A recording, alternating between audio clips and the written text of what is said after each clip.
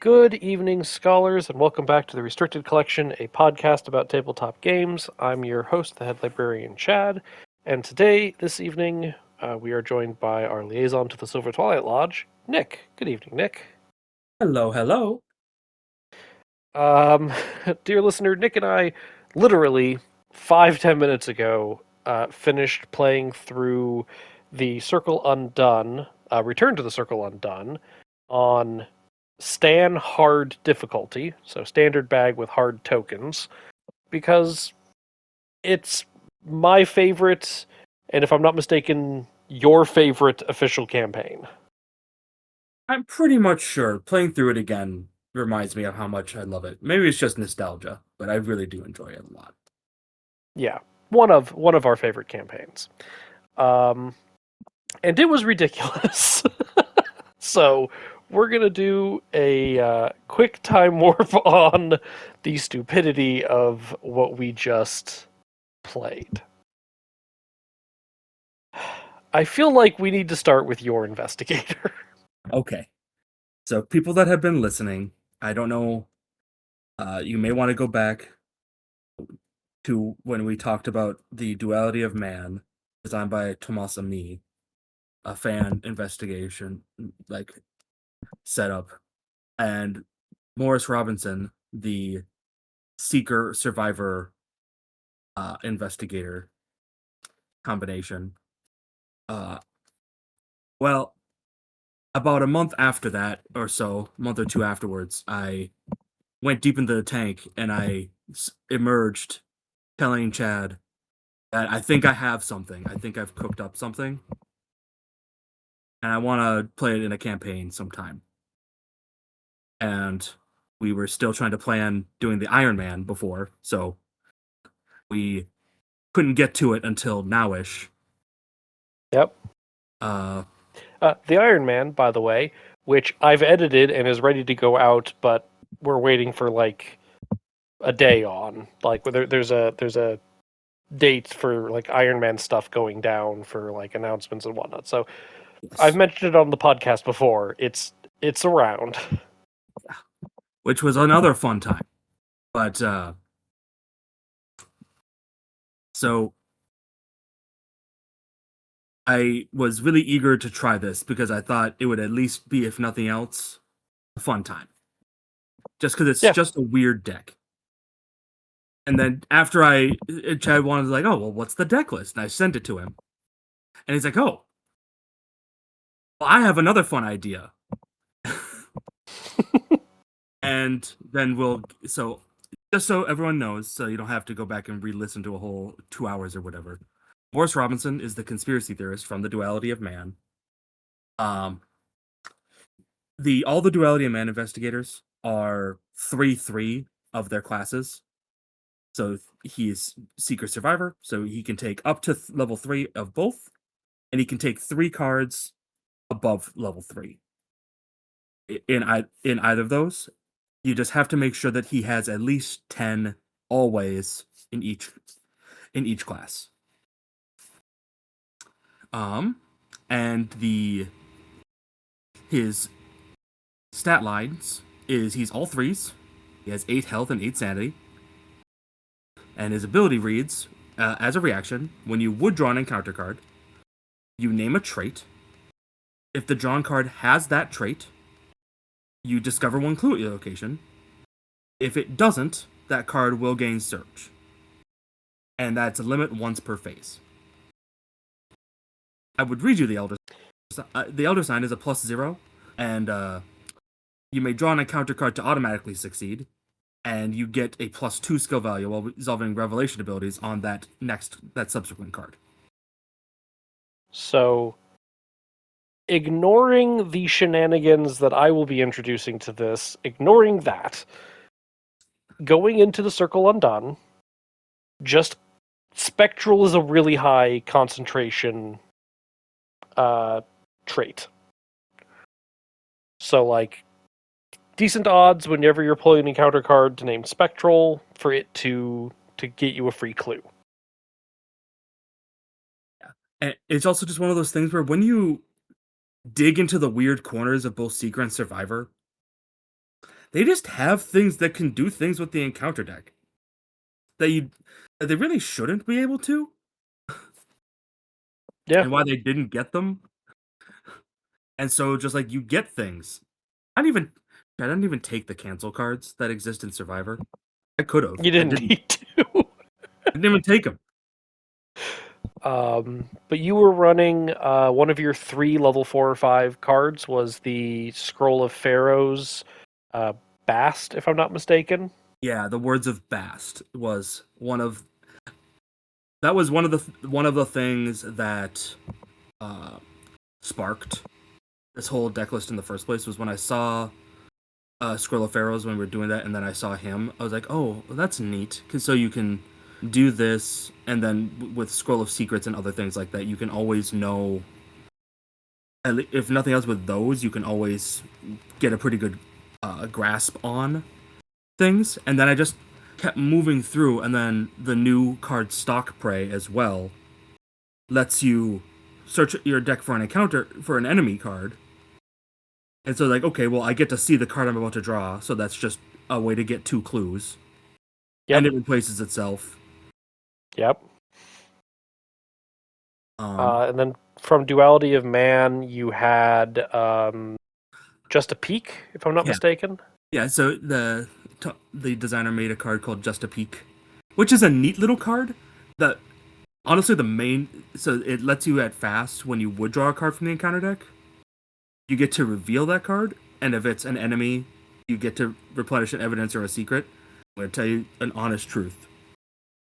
I never used that mode once. we we specifically did not use that mode. And if it's a treachery, you get to move to a connecting location. If it's something else, you take a horror and draw 3 cards. Someday, I I'll find out I how to think. do that. Oh, I know how to do that. It's stargazing. Stargazing is how you do it. Stargazing, yeah. Or if it's a location. Oh, that's true. Which could have happened in this campaign, actually. It could have happened in Secret Name, yeah. Huh. Never thought about that. Um, the So I mainly used it for what one the best thing about it is if I have no idea what the card is going to be for some reason, I get to reveal the card before I draw it. So I will just know what it's going to be so I can get a free clue. Yeah. That's what it's honestly in the deck for, is just to be like, I know what that is.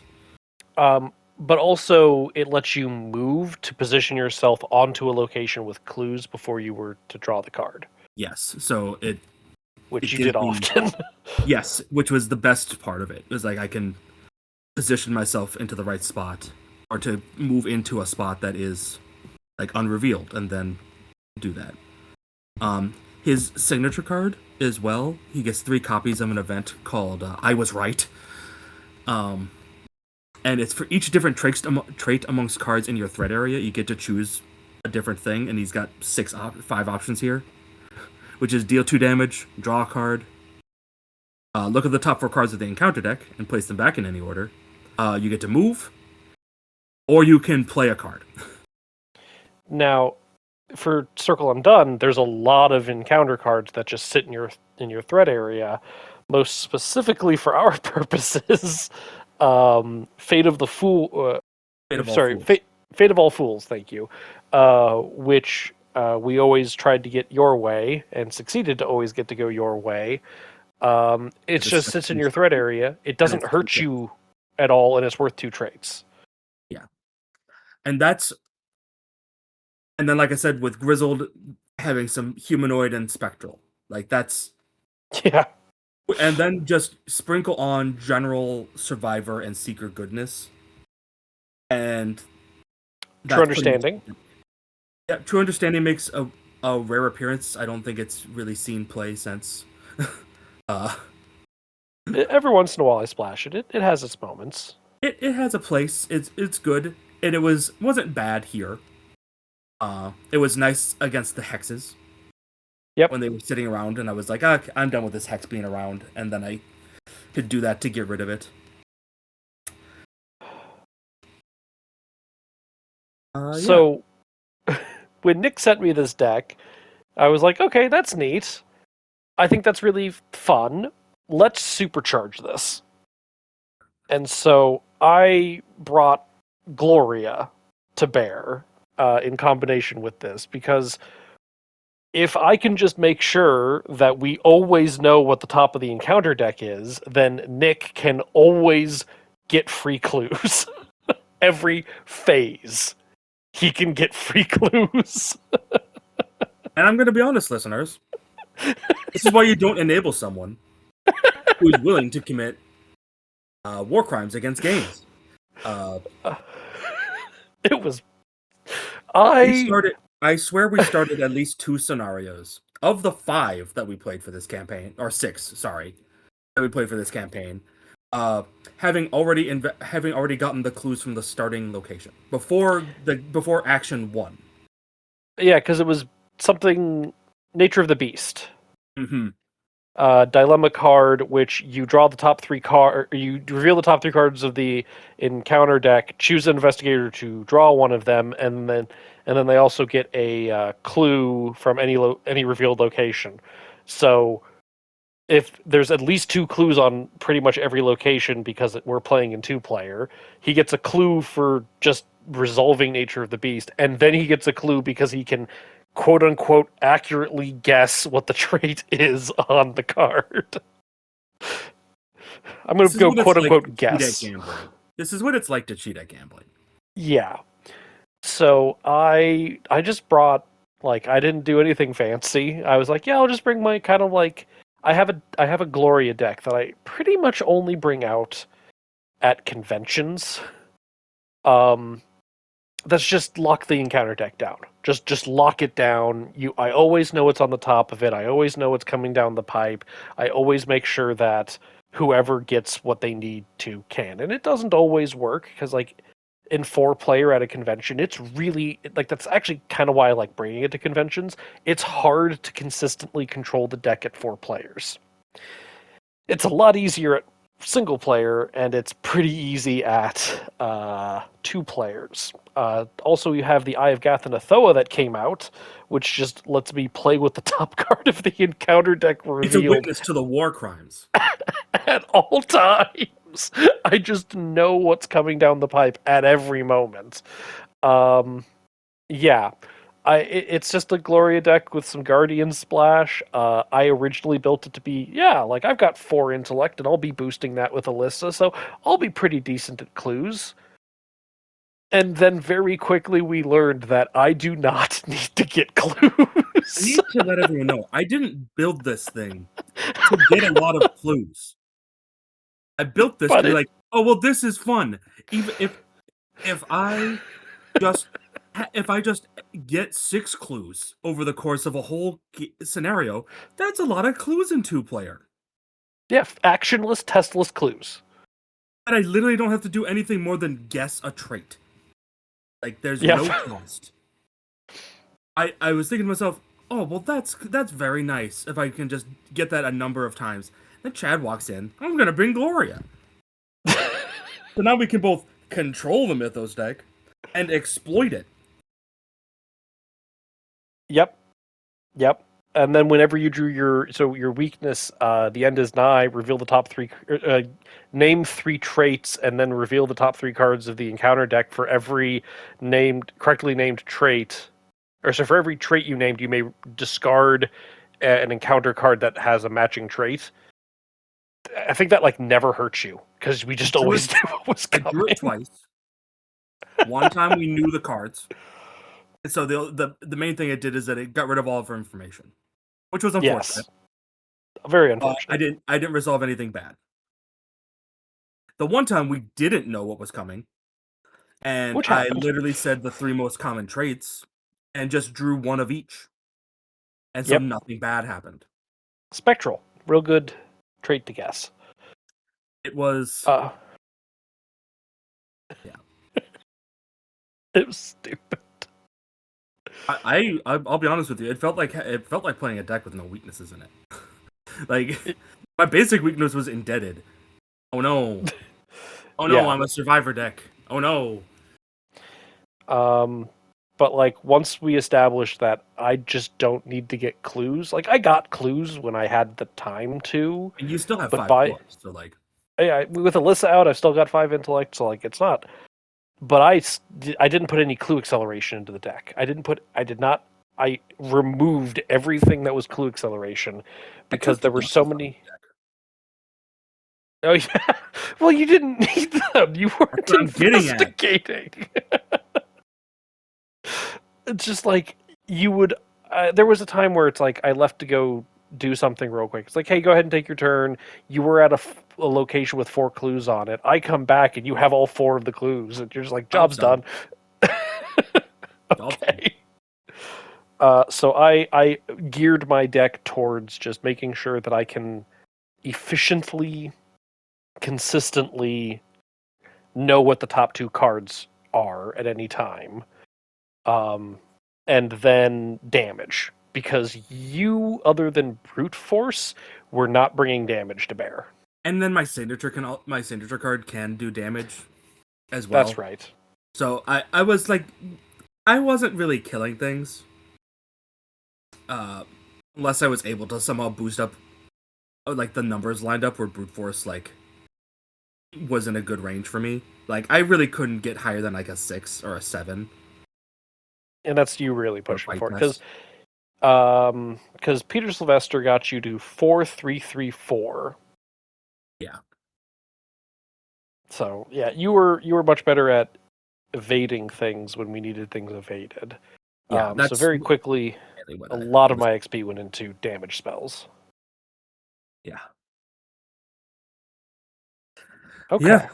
Um just I'm just gonna like we'll just talk through it like standout upgrade cards that I put in for experience. Nature of the Beast proved to be very effective. Yep. It very frequently got me 2 clues for free. Yeah. 2 clues, actionless, testless. Yeah, so a surprise card that I've always thought has good potential to be very useful. That proved to be pretty useful in this was Ariadne's Twine. Yeah.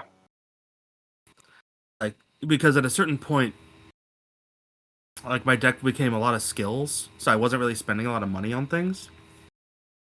So I was able to just slowly filter it into the Twine for secrets. And the both of us had Scroll of Secrets, so we could always uh use it for that. Yeah. I never appreciated that Ariandy's Twine works on other people's stuff. Like I would just be at your location, be like, "Hey, can I use one of your secrets off that?" And you're like, "Yeah, sure, go ahead." Scroll It, secrets. yeah, so it was just, and both of us were able to do that, and so it was just very frequently. It was like, oh, I just get it. I can just effectively keep paying one to keep using my Scroll of Secrets even after it's empty. Yep. I put it in. I originally thought it would be good because of the Scroll of Pharaohs for Bass, so I could just do deeper dives. But it was like, man, didn't need to now that Gloria's around. Yeah. I Um, do want to be clear to the listeners. I do not think Morris Robinson is broken. no, the combination The of combo is broken. Gloria and Morris Robinson is broken. Yes. Like Gloria is hard enough to like make sure you can keep the lock going, keep the control going. But when you have me assisting with that, Which and you at the same time able to offensively get clues and push the deck forward, it means that we are neutering the encounter deck. yeah, we've not just turned it from it's not just a defensive thing anymore. We have turned it into an offensive thing. And it was an engine that fed itself. Yeah. Um yeah. It was like I didn't do anything particularly fancy. I was just doing like and at the end of the day it's like I kind of felt like I wasn't doing very much, but I was enabling you to Yeah. just go absolute ham. Anytime that you weren't like set up though, we were always having more difficulties. Yeah. Like so it like I can't keep I like I can't keep this going efficiently. That's if I brought Morris Robinson to bear in any other team, I think it would have been fine. It would have been, this is a fun little. I could make this guy to be a little more of a clover with a little bit of flex, and this is Yeah. a neat deck.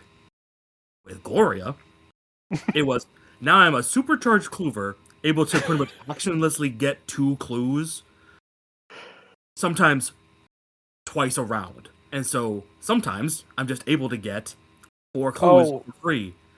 Shrine of the Morai was Yes, stupid for you. Shrine of the Moor was also a very good card because suddenly now in the middle of the action phase or the enemy phase, Yep. just exhaust it, draw on a counter card, find recur cards. One of those cards which can be Nature of the Beast. Yep. If that's what you need, it's what you got. Yeah. So I just want to stress this isn't like us coming down on like, oh, this, you know, Morrison's broken or yada yada. Like, no. I think based off of what I've seen, he can do some very fun and weird things. It's just when you take the rails off Yeah, and just let him always like we almost never had to worry about what was on the encounter deck. So you could just always guess it right. yeah. That I Guesses would. in quotes. Yeah, like I think I actually guessed like twice, and it was like early on in the campaign because like we needed the guess because if I got the clue it would be great, and honestly I didn't care if I surged, so Yep. it was just kind of a costless guess, and of course that I failed, of course that so Yeah. But like the concept of this conspiracy theorist who gets clues by guessing the traits, and if you fail you get extra cards, someone who's running headlong into the encounter deck like this, it's really interesting. I really like, even I'm busting not gonna him lie. like we did, I'm I not gonna lie. really liked it. I really like. It's actually really fun to play. Not like just the loop, like outside of all the like craziness. Like I can see how the loop would be. Um, and like all the other things that I can do. Because like one of the things that I was looking forward to trying to do, uh, was actually use like the 9 of Rods, which who uses the 9 of Rods? I mean, people sometimes like to use tarots, but like I've never heard anyone talk about how great the 9 of Rods is. Yep. And we were talking about this. You could have, you didn't need to, but you could have thrown in Malison into a clue drop build. Um, There's so much. There's so much nonsense that can be done with it, and like because like one of the same things you can do forewarned as well, right? yeah. Which is a clue drop, which then cancels the card's revelation effect. Like, okay, great. So if I know the card, I can then keep this, drop this, and then just pick it right back up again. Just because I don't Hmm. want to deal with like an Ancient Evils or something. Yeah. And because of your Survivor Splash, there's one particular instance of this, but like we'd always have that discussion of just like, okay, here are the top 2 cards. Gloria can dish them out however she wants to. Of like, oh, which one would she prefer? Which one would I prefer? So on and so forth. There was one time where I distinctly well, we just had in this last scenario where I'm like, oh, I'm pretty sure he's gonna want card A and I'll take card B, and you're like, can I have card I B? And am I'm like, eager for death. why? Yeah, Like, eager I for death want the damage. Give because it it to me. I need to recharges. charge my Sparrow Mask. So So it's we like, need to light this brazier, damn it. so yeah, like it's just funny how it worked out. Yeah, I just focused on making sure I could control, like, could always see what the top of the deck is and control it, and just making sure that I had damage. It wasn't perfect. There were definitely moments that the scenarios went bad Oh, when we couldn't scry the deck. things got. You can tell that. Oh, let me put it this way. We didn't realize it's very easy to think that you are in really strong control while you're Mm-hmm. in the moment of this, and then suddenly that control slips, and the whole like woven little safety net you've built yourself just falls fucking apart so fast. Yep. Like I remember one time, I think was it scenario 3.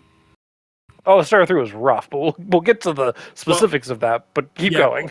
no. So there was one scenario where everything was great, and then it was scenario 2 in the house. Oh yeah, Star 2 was easy It was until easy, but until suddenly we ran out of ways to scry the deck, and then suddenly all these enemies that we've been avoiding and everything else, suddenly now we get like all plopped down in front of us. It's like, oh wait, where was the easygoing nature of this whole deck? yeah. So we skipped the. This is your first time playing Return to the Circle Undone. Yes. So we skipped the prologue by doing the tarot card draw, and then we accepted our fate just so that we would do the tarot reading for the entire campaign. We weren't sure if we were going to be going and siding with the Lodge, which, spoiler alert, since we've already kind of mentioned it, we did end up siding with the Lodge. Um, but Just it was a total flavor decision. Totally went with uh just went with it based on characters. yeah, we were just like we're. There's like a part of us that's just like, yeah, like these guys might be behind the conspiracy or whatnot, but also like we're both trying to get information out of like and prevent calamity. Yeah, so it just seemed to fit. um, so we played the first scenario. We ended up the witching hour. That's what the first one is. Mhm. The witching hour. We played the witching hour. It went fine. Our decks were at their weakest. I didn't have great control of the encounter deck. Nick had a couple things to help with control of the encounter deck, but he didn't have like the full suite of. Neither of us were running on all Things were cylinders. fine, right? Like Things were fine. we pushed through it. The event we got there at the end. We killed some Yeah. witches. Yep. We ended up not. We thought about doing the evasion for witches to do like to do anything for that, but it just like our decks weren't strictly the best built for that, so we didn't Yeah, ended up doing that. you'd be looking at me to try and do it, and I'm like, I never found Peter that in that whole first scenario too. So it was like I was sitting there at 3 foot with the occasional sparrow mask, and I I'm like, think I had one of my sword canes in hand, and I'm like, this is if and I think the other one was in my sorry in like by in hand but in play, and then the other one in hand, and I'm like, if you want me to, I can evade with my will with sword canes, but I only can do that twice, and we needed to have 3 people evaded at any given time. yeah, it Yeah, wouldn't have been impossible. It would have been more of a gamble yeah. when you could have just killed them with cosmic flame, which is what happened. Or well, yeah, and you just sapped all the clues off the location Yeah, because why does shroud value matter? you're right. Shroud is for Uh, suckers. I remember there Shroud is was, for suckers and for seekers. oh no, this is a 6 shroud location. Whatever will you do? Job's done. So then we moved on to the dinner party scenario, whose name I'm forgetting. For a campaign that I love, I am just blanking on the names of the second scenario. I Death's just Door. at test. I literally just read them all too when we were going through everything. Yep. So at Death's Door, I didn't. At Death's Door, the first half was real easy because every time I found an enemy searching through the encounter deck, I ditched it, which may any like spectral enemies, any monsters. And if you remember, if you draw a monster, it's effectively an Ancient Evils. It gets set aside, and adds a doom. And then when you advance, all of the things you've set aside spawn in. So we simultaneously had a whole bunch of time on our hands because we actually had kind of, if I remember correctly, the second to last round we were ready to advance, but we just couldn't, and so we kind of had just a dead round. Um, Hmm. and then there were just no enemies that spawned in because there weren't any that were set aside. So it's just like cool. So we kind of have an easy start to the next thing, um, other than whatever cultists were in play. Once again, though, one of the big downsides of that is when all of our scrying ran out, though, because then once everything flipped to spectral, Yeah, suddenly yeah, now all the monsters got shuffled back in, and then were uh we were stuck for a little while until we could get our heads on straight again. yep. But we had enough time and leniency to to go VP hunting and get everybody through. Yeah. The the tokens were rough. Like a lot of the effects of just not only do you get this big negative, but also do this thing because we said so. I forget that the hard tokens are hard. Yes. I was I'll say this too. I was the one who was initiating wanting to do uh a harder campaign because I'd never done anything with a harder difficulty than standard. Originally, the idea was that we'd go through Circle Undone uh, as Diana and Preston as a fun way to play two of our favorite characters in a way that we had never played before. Uh, and that got turned into this because I went and cooked a little with with Morris. Yeah, which is fine. It's just I'm one of those things where mad. yeah, it's just like okay, so instead of being a reactive encounter deck control, yeah, sure, I'll play a proactive encounter deck control. That's fine. Um, Ironically, the themes of the two investigators would have stayed similar. Now that I am comparing, that's weird. And I think that maybe says more about you and I than it maybe does the investigators. I do like blue and purple. Okay. Also, quick aside. I have lamented for years that I don't love the spell suites for. I don't love the spell suites for Mystic that much. It's like, Yeah, oh, Shriveling's good, but I don't like love it. you have really come I in. really like the new spell suites. The eyes of the dreamer and breath of the sleeper, whatever it is. I really like those. I really like Cosmic Flame and Second Sight. Really love the new they still feel mysticky, and I really like that. I'm sure Shadow Melt's pretty good too. It's just that Yeah, I'm sure it is. It's just the requirement that I had for this deck is this thing needs to murder, and Second Sight got kicked real quick once I realized that I didn't need to get clues. yeah. You're like I'm already gonna get up to 5 book. That's probably enough. Yeah. So we joined the lodge. We saved. I don't think anybody did. Maybe one cultist, one lodge member died to the shenanigans going on, but we did pretty well. I almost died, That's but true. That is the one where you almost died. I I almost died. and Like, and my and that was one of the ones where my whole threat area was covered in cards. oh yeah, yeah. Um. Okay, so then we move on to the secret name.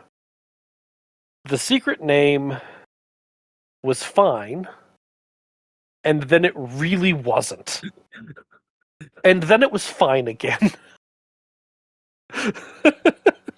Let's put it this way. Uh That trick I said with the twine being used was being used only on Chad's deck. Yeah, so I had at the time 4 cards in my deck. I had a level 5 Cosmic Flame, a level 0 Cosmic Flame, and sorry, 4 cards in my deck that did something about enemies directly. So I had the 2 Cosmic Flames, 1 level 5, and then I had 2 Sword Canes. And it's just like, I just need one of these so that when a rat shows up, I can use my will to evade it or whatever. I drew through my deck. Like, it was the sole function of my deck, of like my goal at the time was I'm controlling the encounter deck to enable Nick, but all of my other time is spent on I need to find something that deals with enemies. And it was at the point that I was at like 6 cards left in my deck that I finally drew one of the 4 cards I was looking for. It But we'd was, already gone through like 2/3 of the mission. quite Ah. frankly, was ridiculous how you low rolled that where all of your enemy management stuff was in the bottom 6 cards of your deck. Well, it wasn't even just the bottom 6 because both of us used our scrolls of secrets Yeah, to it help wasn't even me. at the bottom. It was like in the middle of the deck because we kept going at it from both ends of the deck. And I used Parallel Fates 3 times. That's true. That did happen.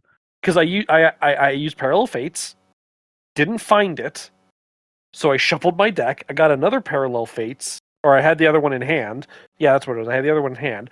Did it again, still didn't find any of my monster management. Used your Shrine of Morai to get that back, and still did not have any of my monster management tools.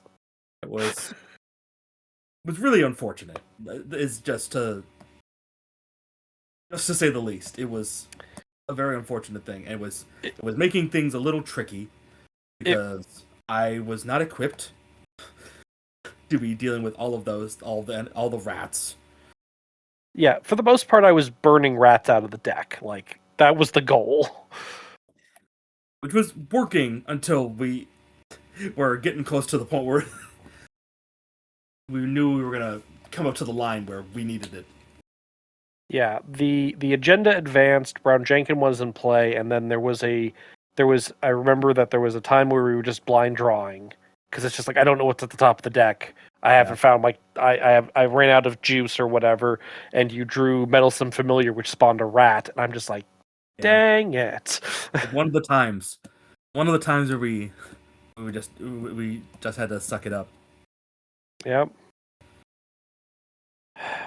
And then we got you going, and it all kind of Oh yeah, then it was leveled fine. out from there. When we advanced to Act 2, when we were popping around the unknown places, that board wipe saved us so much hassle. Yes, best advance ever when we got rid of 2 rats and Brown Jenkin.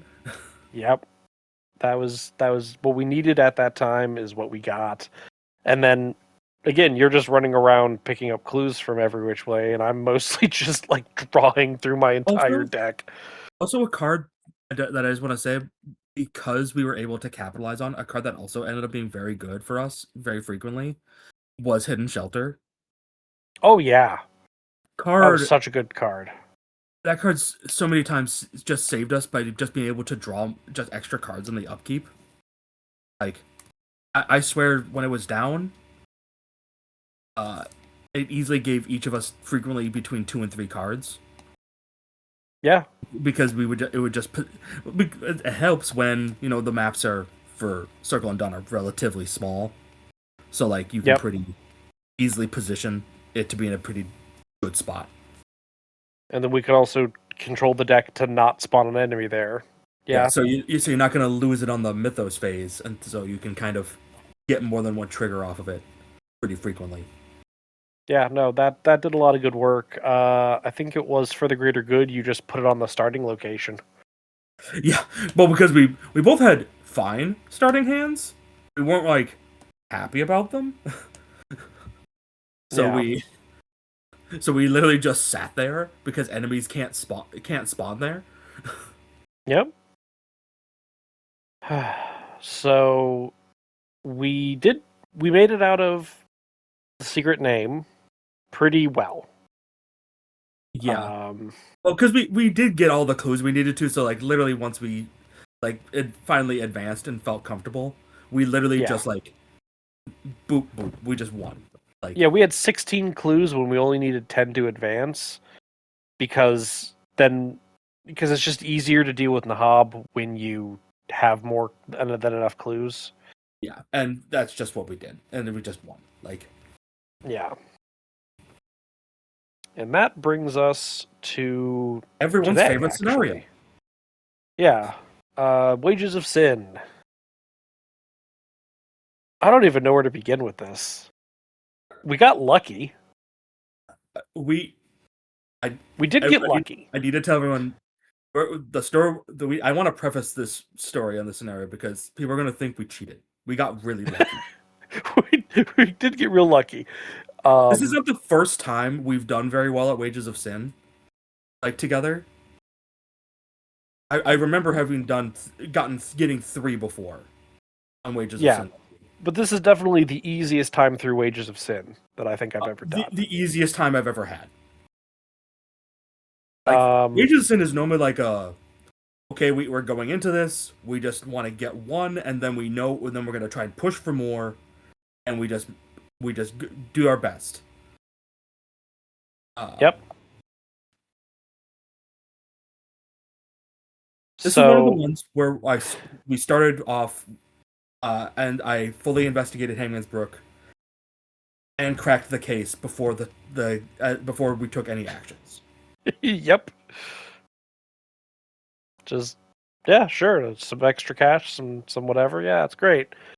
Um, I had a good control of the deck start. I had to fish a little bit for a good spell, but didn't take me long. Um, and we advanced to Act 2 on the second turn. Yeah, We'd already because I just six happened to have clues. I had a sharp vision in hand and could just clear off some more clues, and we got there. So we only ever drew from the regular encounter deck for one round. There was a maybe Everything else. I think there was a couple of other times we strategically drew from a different deck. There were a couple of times where we had to because of like it forced us to like draw from the standard deck. Yeah, But and I think there was just a couple locations where we maybe decided that we didn't flip them until the next turn. oh yeah, I went to the chapel basement, the crypt, but didn't flip it so that the next round I could just flip it over as a fast, then engage the heretic. Yeah, that's right. Yeah, like I Um, know there was a couple times where we strategically didn't, but yeah, 80 to 95% of them were from the spectral deck. yeah. And so, in looking at the rules for the encounter decks, there's the regular encounter deck and there's the spectral encounter deck. And for all points and purposes, you're supposed to use the spectral encounter deck when you're at a spectral location. And like the way that the language was, it's like, okay, so if I'm at a spectral location, all of my encounter card effects are related to the spectral deck. And if I'm at a non-spectral location, it's to the non-spectral encounter deck. Okay, easy enough. Um, and Just to so I continued my war path of ditching all the bad things I could. You drew unhallowed land, like no joke, like 7 well, we times. shuffled the encounter deck like 4 or 5 times. Okay, maybe it was more like 10 times. I don't know, or 10 It times was that you've drew it, but you drew that a lot. I did, and I did not succeed them a lot.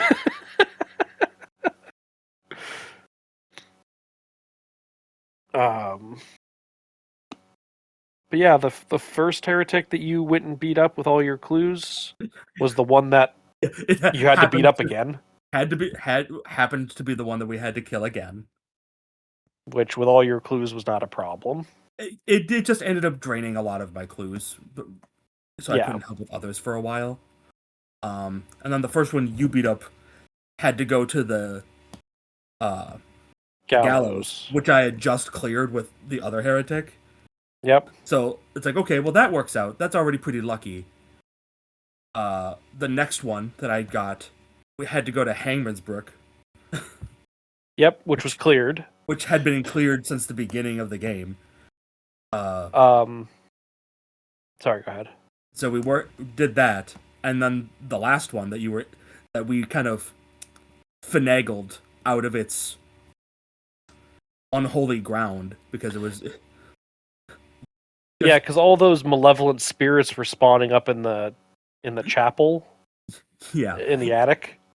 yeah So we used the haunted ability to that brings the nearest spectral enemy one space closer, and at the time it was all the spectral enemies were there. So we're just gonna pull the heretic out. and so we did that, pulled the heretic out, and then got that to the haunted fields. Yep. Which when you beat that, it was the only scary part was now that one was the one where that the person who had it had to evade the spectral watcher. With their So lowest stat. yeah, we had to get Gloria to evade the spectral watcher with a 1. Not Which I did. not the most impossible thing, but it was risky. But for sense of timing on this, we had finished 3 of the heretics. We had banished 3 of the heretics before we got to Agenda 2 and the Spectral Watcher spawned in. And like I said, this is why I said people are gonna think we cheated. But just Like we got really lucky in that the one that we only had 2 based on locations, one of which was one that I had already cleared all the clues on, so you just had to work your way over there. Yep. And Which the to be next fair one was across the map. I did have to spend 2 turns walking this guy all the way over. like it wasn't like nothing, right? But like we also weren't under a lot of direct pressure because we only had to draw like those screaming banshees like once. Yeah. I was real keen on keeping enemies out of our way. Because the will tests I can tank pretty easily, and everything else you just barreled through. Yeah, it's either you. It's like, do I take the damage? I guess I do this time. When you had Peter Sylvester upgraded, so you can take a lot of horror on him. Yeah, so I mostly had to worry about my damage. Yeah, Just tracking that. but yeah, the Spectral Watcher spawned in. I killed or defeated the last person, and it was like, no, you need to be here. You need to evade the Spectral Watcher while it's at your location with your lowest stat. And I'm like, well, I guess I'm going to sit here and let the Spectral Watcher swipe at me. But I had with the Guardian Splash. One thing I do really like having in Gloria with the Guardian Splash is take the initiative. So I had to take the initiative in hand, which brought me to 4-3 as a baseline. And then I remember, for those of you who want to think back to one of the cards we mentioned, which is take a peek or whatever it is, just a peek. Nick had a card. Nick wanted to commit his Grizzled, which got bonus icons based off of Spectral. Spectral. So he used the peak card to move back to my location during the Mythos phase, so that I could take the first action using take the initiative, and he could throw on his Grizzled, so that I could easily pass this test. Mm-hmm. And then I had already laid the groundwork as well because I used map the area on Oh that yes, station as well. your deck had a lot of favorable terrain effects, which I appreciated. It is very much so a thing that I love doing, and it was kind of the deck that I thought it would be really good for. Yeah. And the hidden shelter was also very good too because it could heal me. Yes. Very frequently when I was like, I don't need cards or money. What I really need is healing. So after the easiest time through what is often considered one of the hardest scenarios, we were kind of stunned. yeah, That. like again, we ended up, and there was one doom on the agenda for Agenda 2 of 2, and I'm just like, how did we do this fast? Yeah. We got lucky that the things were like That's how we positioned do it that fast. Like nicely. if we had to get people, if we had to clear off more locations, like we would have had time, but I think we'd have been cutting it close for the fourth one if we had to bring them all to different locations. Yeah, we got lucky. That's why I keep saying this. Like, yeah, we made our lives really easy. We like broke the game in certain ways, but we also got lucky. Yeah. I'm just saying, like, even with all this, if like the heretics were different, I don't know if we'd have been able to get all four. Yeah. Um. Okay. So that brings us to For the Greater Good, Ah, which yes. which went really, really well, other than one very annoying timing problem. Stupid. Stupid. Um. Stupid So. Doom. Stupid jailer showing up with two Doom.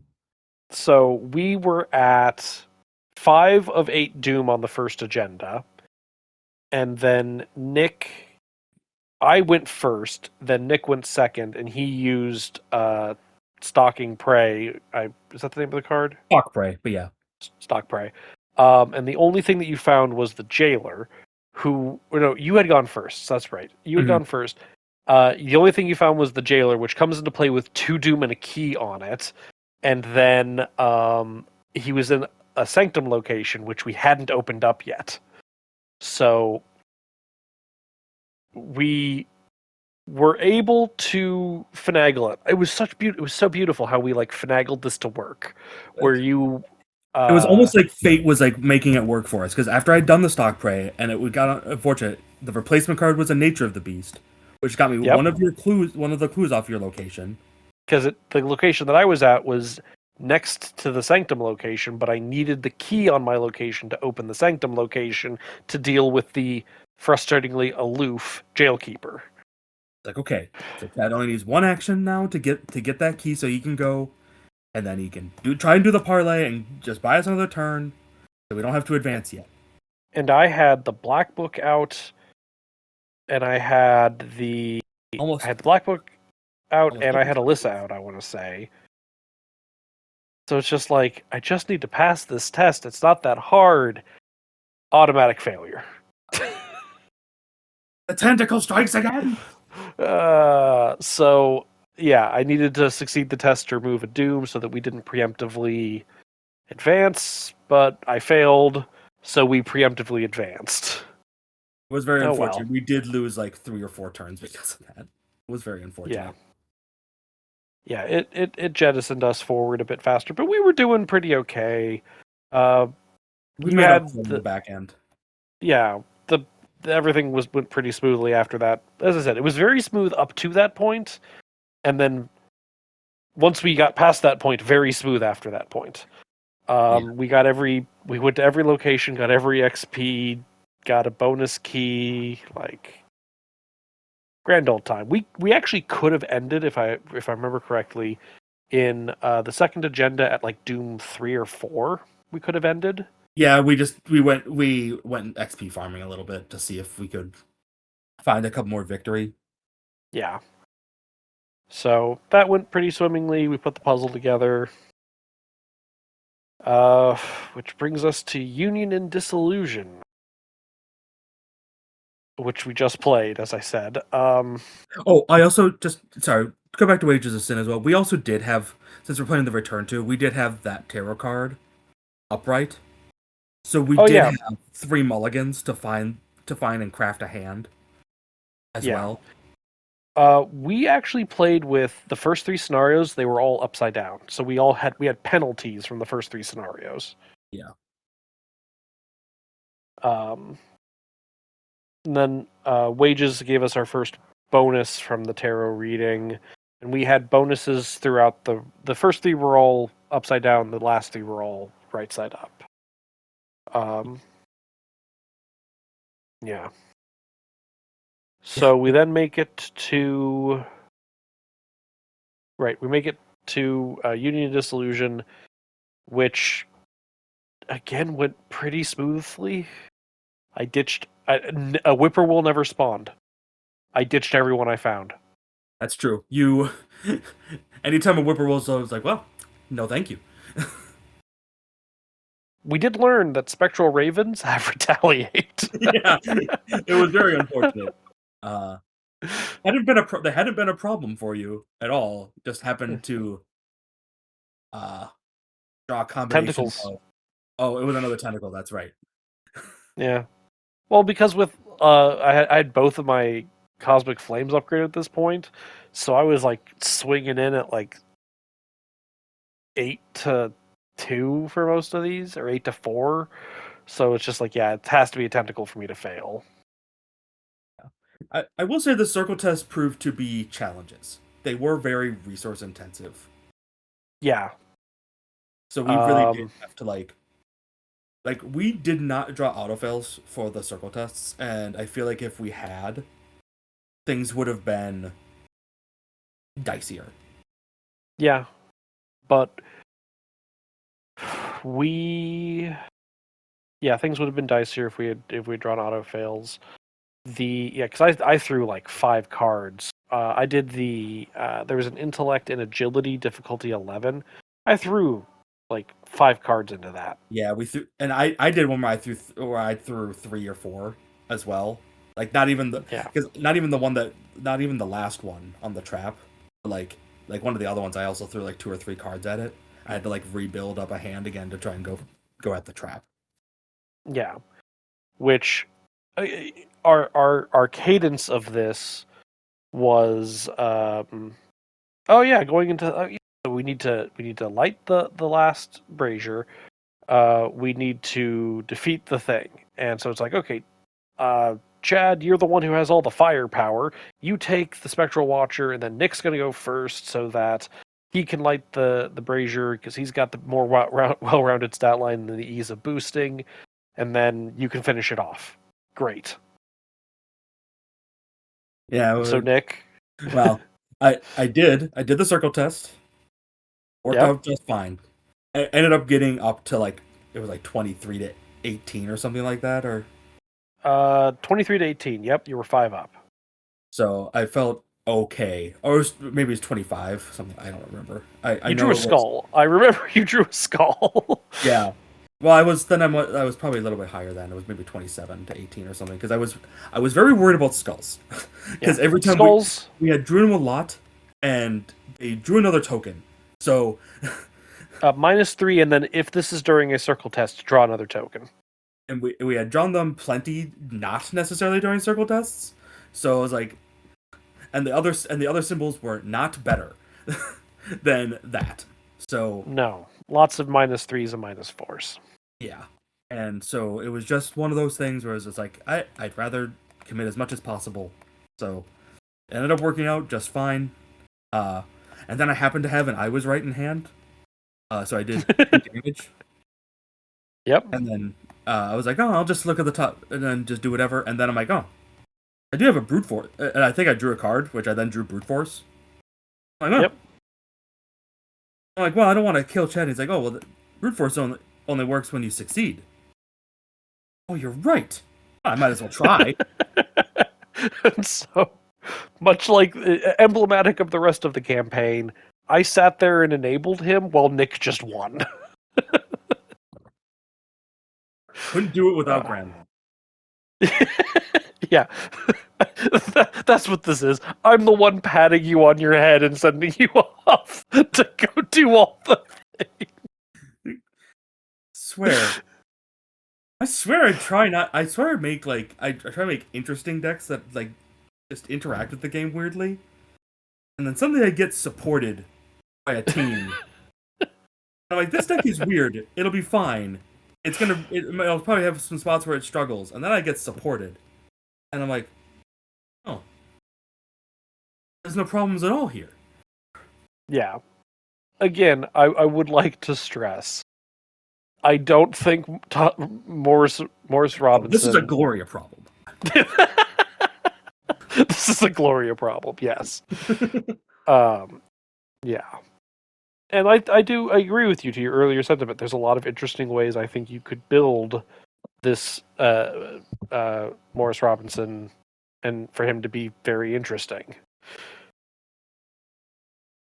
I quite frankly, I it was of all of the ones that we had talked about. I think I had mentioned it back when we did that episode that this was an investigator I was particularly excited to try and deck build for, just because it. I can't help myself. I love weird deck building puzzles. Uh, that like are gonna that like fundamentally need to interact with the game differently. Uh, that's one of the things that drew me to Preston, uh, and various other investigators. So, uh, this kind of literally had my name kind of plastered all over it, and it was very fun to do all this. And I couldn't even pull out. I didn't have the need to pull out other tricks that I had here in the side deck. It was just like, oh well. Turns out when you just have someone who can do all the hard part of like actually scrying the top of the deck, I can just do whatever I want. Yeah, I'll be honest with you. I'm gonna chalk this up to because like I don't. This was fun. I'm not gonna say that like this was fun. This was enjoyable. This was silly. It was kind of stupid. It was a good laugh.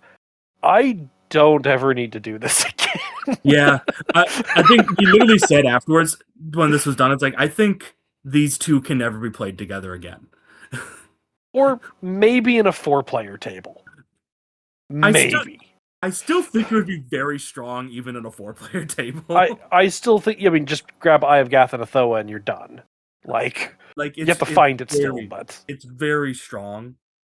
Uh, but the uh like a 4-player table, not even like a 3-player table, because I think a 3-player table, if you had someone there who could also like flex, I think this would be a very similar. yeah.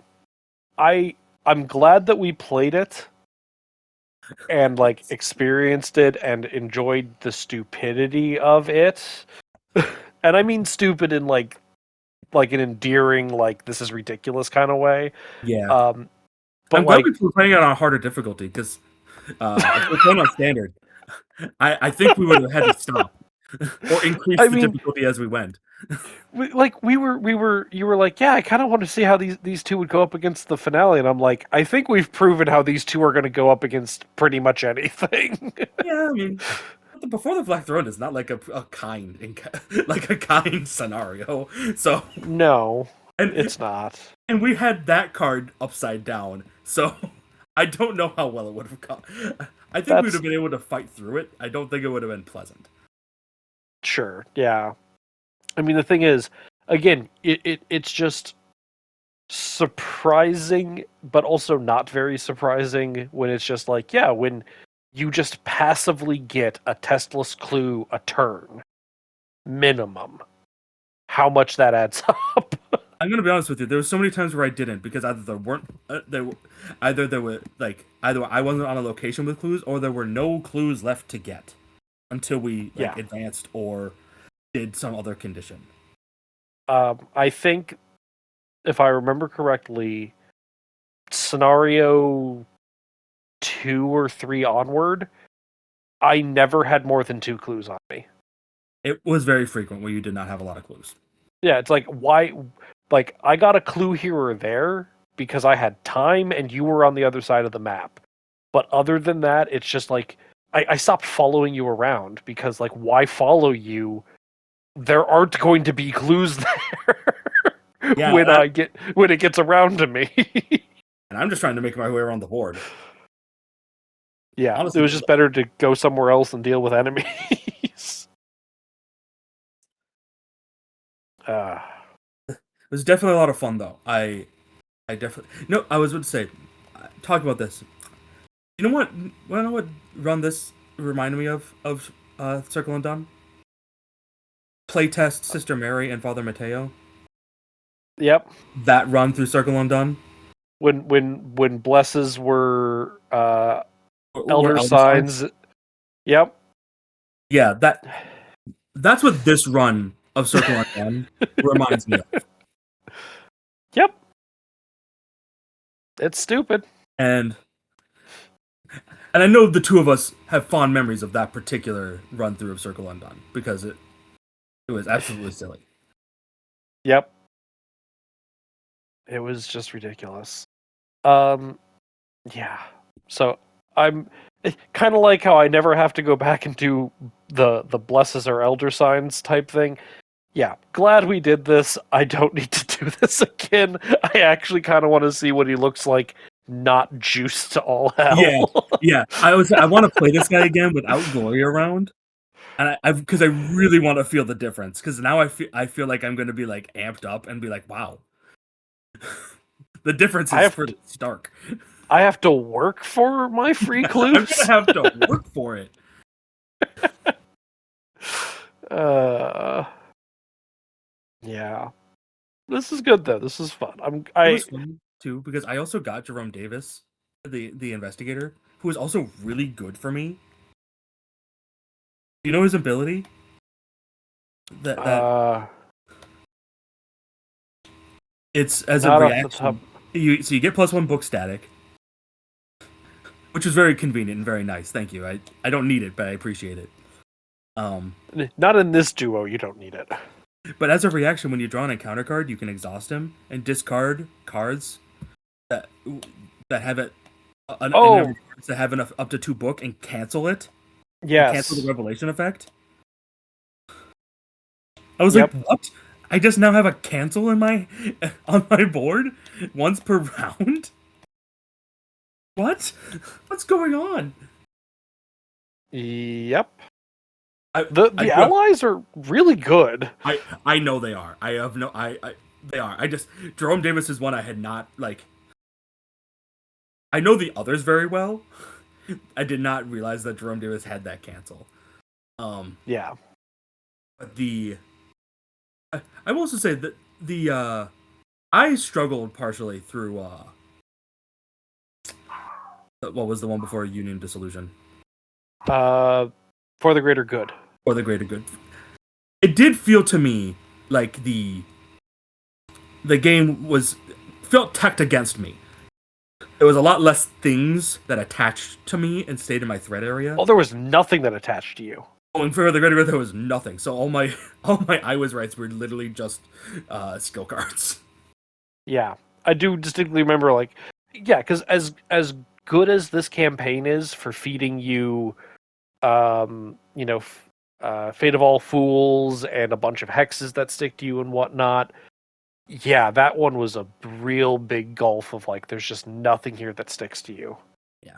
And I do also want to say, I also am playing him through a campaign I know pretty well.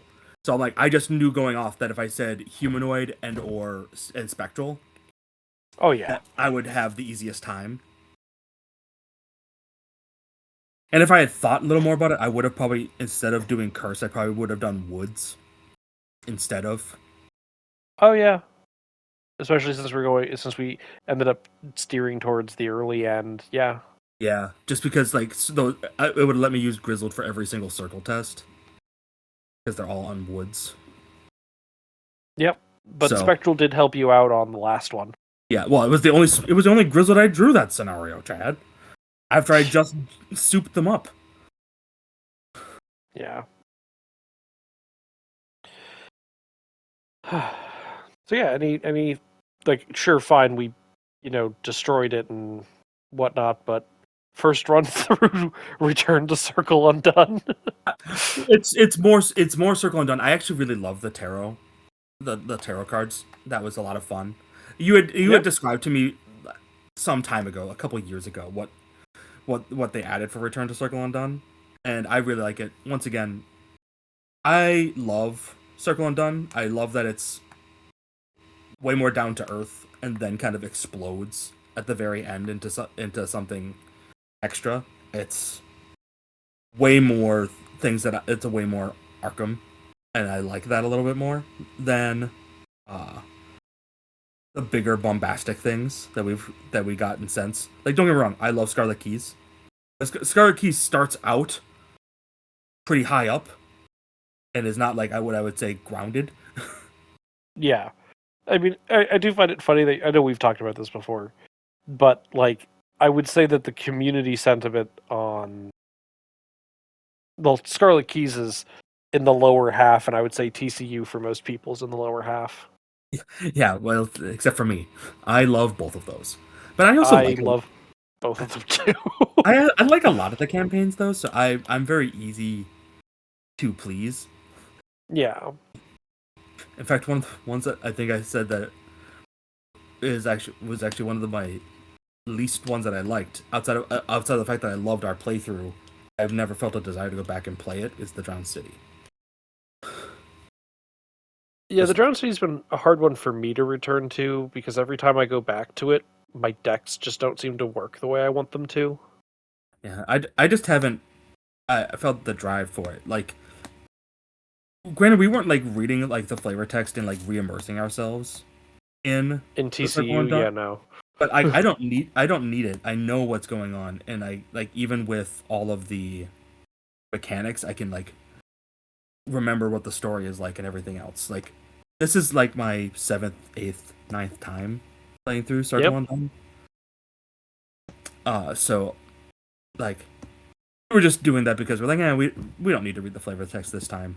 Even though almost all the other times we ever play, we almost always read, even if it's just like us, and we've been playing through it again. Yeah. So We should play Forgotten Age, you and I. it is one that we have never finished together. We get like a couple scenarios in, and then schedules would fall apart. Yeah, that was and then that was because that was the time where I wasn't always able to. Uh, Things would we both got very busy. It was very I'm gonna make an addendum to what I said. I don't need to play these two again. I will play these two again against something like maybe it's just me, but the way I always describe that's true. the You do always say it is no holds barred against Yig. yeah, just That just has always that has been you for like a long time. Anytime Yig is ever involved in any Arkham thing. just like Yig other than yeah, Yig is just always like a challenge for me. Like it just no matter what version of Yig it is, it's just like if Yig's involved, it's going to be hell or high water for the Yeah. entire whatever. And I've described Forgotten Age as it's a bear. And sometimes I'm in the mood to be mauled by that bear and wrestle with it, and sometimes I'm not. TCU, I can play TCU and wrestle with that any day of the week. Just, I don't know if I want to always wrestle that bear, and so that's why I'm like, you know what? To make that bear more manageable, maybe I would play this duo again, but I'm not saying that we do that. Yeah, I had fun with this. I once again would like to commend Tomas for making a fun and unique investigator. Like his others as well, I do recommend once again to check out the Duality of Man. Has a Yeah, lot of very interesting investigators in there. Uh, just trying to think of what else. Um, yeah, I it is do, always fun. Yeah. do you want to do a quick time warp on Oh, the on Britain. first three scenarios of the Matter of Britain? Yeah. Okay, bonus feature. I do want to talk about. You mean we can eventually talk about the best scenario ever penned? Okay, so preface for all of this: the Matter of Britain. Oh shoot, who designed it? It was Frying. Uh, let me double check the name of this. But the Matter of Britain. I had that printed up. Um, and then Nick, Pat, and I all started a campaign of it together. Pat took first pick. Um, and he took Sister Mary. I was kind of intrigued when he picked Sister Mary. I tried frying tonight. The person who designed the Matter of Britain is frying tonight, according to Inexorable Fates. Um, but like, Sister Mary, I've kind of been down on the past couple of years. I try not to put any bias into when I'm presenting investigators to a new player or to a player who's like looking for like. I'm not saying Pat's a new player. He's been playing now for a year and a It's hard half. to say that Pat's new because consider how many campaigns, but it's also like there's so much Arkham that like Yeah, you could like Pat's never played the same investigator twice. no, he insists not to. I, I Um, which, all better for it, but yeah, so like when it comes to Pat or anybody else who I'm like trying to be like who do you want to play as next? I don't know who's around. Like he was kind of looking in like the Guardian and Mystic. Well, he didn't want to do like pure Mystic because he just did pure Mystic with Agnes. He was like, yeah, let's take a look at. We looked at Seeker and we looked at Guardian, and I've been kind of down on Mary because I kind of feel like she's been elbowed out of her niche. I'm not saying she's bad, um, but she's just kind of been elbowed out of her niche. And Pat kind of attached to her, and I'm like, okay, so let's build you an interesting deck with this. And Pat, he's flexy. He's very flexy. He's good at getting clues. He's good at dealing with monsters. He's good at keeping that bag blessed. Um, in briefly talking with him afterwards, and I'm not trying to put words into his mouth. He's just like, yeah, just kind of getting a feel for. Yeah, I'm trying. He was put it as that he's trying to get a feel for uh, great. He figured out how to get blesses in the bag, how to get more blesses in the bag, how to keep blesses in the bag, and how to use blesses. But what do you do with it now? And I'm like, that's kind of the thing. What do you do with it now? How do you? There's this effect or this effect or this effect. So, from what I've gathered, he's enjoying it. He's pulling some good weight. Not that I'm surprised that Sister Mary can pull some good weight, but like, it's a very different type of investigator for Pat. So I for think it's him the to first time he's really playing like a true flex. maybe, yeah, It's like we've um, given him like ability to flex before, like with Patrice. Patrice was very much so like a flex, but Patrice was. he ended up pushing more towards clues Yep. in the end. But this time, like he's definitely keeping that flex going forward. Yeah. It's very 1 foot in damage, 1 foot in clues, firmly based in bless support. Um, and so my comment being is I'm not surprised that Pat is taking to it. I'm surprised at how fast he has taken to like, oh yeah, so this is what we're doing now. Got it. Yeah, talking with him too, he has really found it interesting because one of the real things mechanically that he said he was trying to push for was like this is like his real first time like working with bag manipulation and like uh and like uh chaos the chaos token manipulation and various other things like that. So that's new. So he's trying to work on how that works and like how the decision space works there. Yeah, he's been at the receiving end of your bag Yes. manipulations. And it's different because mine's different. That's an economy engine that looks like it's a bag manipulation. Yeah, and then I mean, hell, the first full campaign he played was Bloodborne, where he's Harvey. You're playing as Blurse Preston, and I'm playing as Holy Avenger Zoe. That was a So fun campaign. I that do was a it. fun campaign. Um, sorry, you finish your thought? No, that was it. I was just reminiscing on how fun that campaign was. Yeah, yeah. So I after switching to so this is like when I had switched from Diana to Gloria for the purposes of the TCU campaign we just talked about, I kind of still had that like whisper in the ear of like being like, yeah, you should play Diana. And I'm like, I really should play Diana. I've never played Diana with Pat. Diana's like one of my favorite investigators. How could I not have played Diana with Pat by now? And so I ended up scrapping that. We're just going to get to that punchline real quick. I ended up scrapping that because there's I wanted to make sure that I could build the best Sister Mary deck that I could for Pat.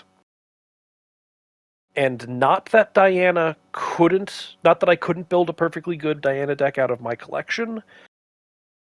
I also wanted to make sure Pat like felt his niche a bit more, if that makes sense.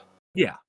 So it's like, I'm gonna let you do the blue purple thing, and I'm gonna go make sure something else is covered fine over here. But I can't remember which one of us decided which first. Did you decide your investigator before No, I did? I'm pretty sure you did because Okay. I was late getting to all the deck selections, and you were there, and you had pretty much had your idea of what you wanted to be. Okay. Um, So I ended up going with Daisy Walker because when I build cloovers, I like building weird cloovers, and I love my Daisy Walker walking library deck. It has like 20 books in it. It's a 30 card deck that is 2/3 books because that's how I like my Daisy decks. uh, but yeah, it does what what's you your take? think it I like does. book talk girlies. I'm sorry, what was that? Nah, it's something that your listeners might get. It's okay. Oh, I just didn't hear what you said. Oh, I said Chad likes book talk girlies. Ah, no, Yeah. trust me, I know what book talk is. Okay. Okay. I uh, figured you would.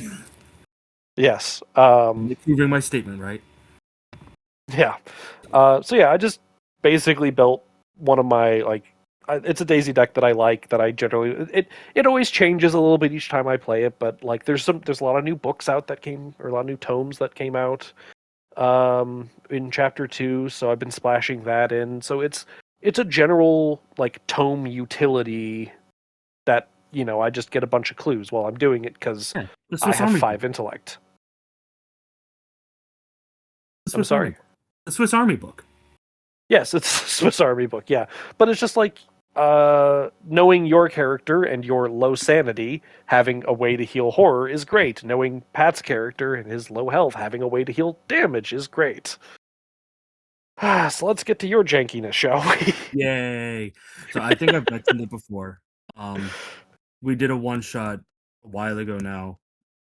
Not one shot, but like testing for an epic scenario where I brought a Tony Morgan deck that I call that it was You like brought this to last year when we were testing When the World Screamed, I believe.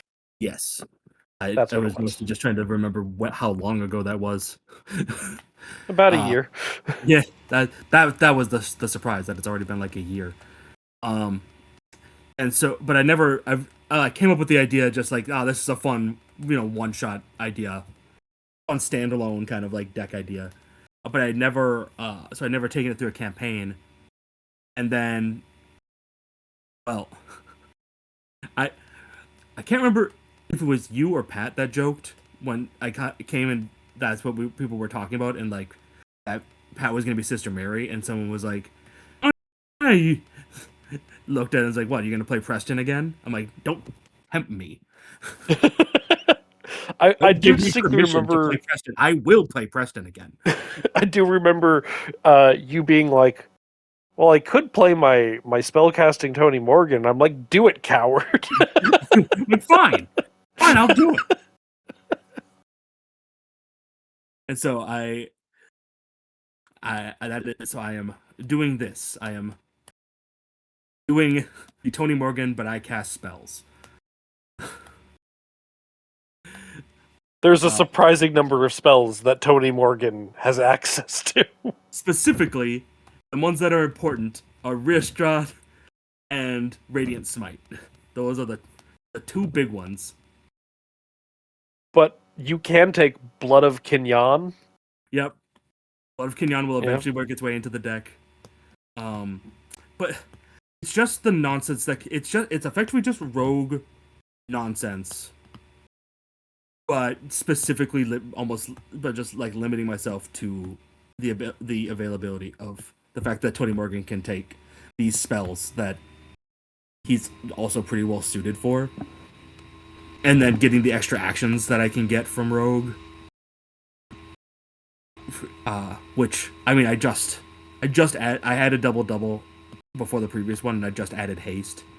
So at this point now, the deck is pretty much done. Like everything else I add is just like gonna make things smoother. But like I've scaled to the top because like it's just so. In case people don't know this, I should say, Radiant Smite is a attack spell that you can seal blesses in, on it to get boosts to your attack and damage. Or is it just your damage? It should be both, I think. I'm now looking it up because I don't remember off the top of my head. Sure, I just went and grabbed the campaign guide for reference. That's smart.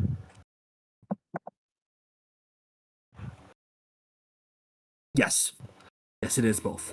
Um, and so very easy to burst up to 4 damage. Everyone loves that. It's always nice. Here's the trick though: if it doesn't kill the enemy, the blesses go back in the bag. Yep. And so with double around, I can do it again.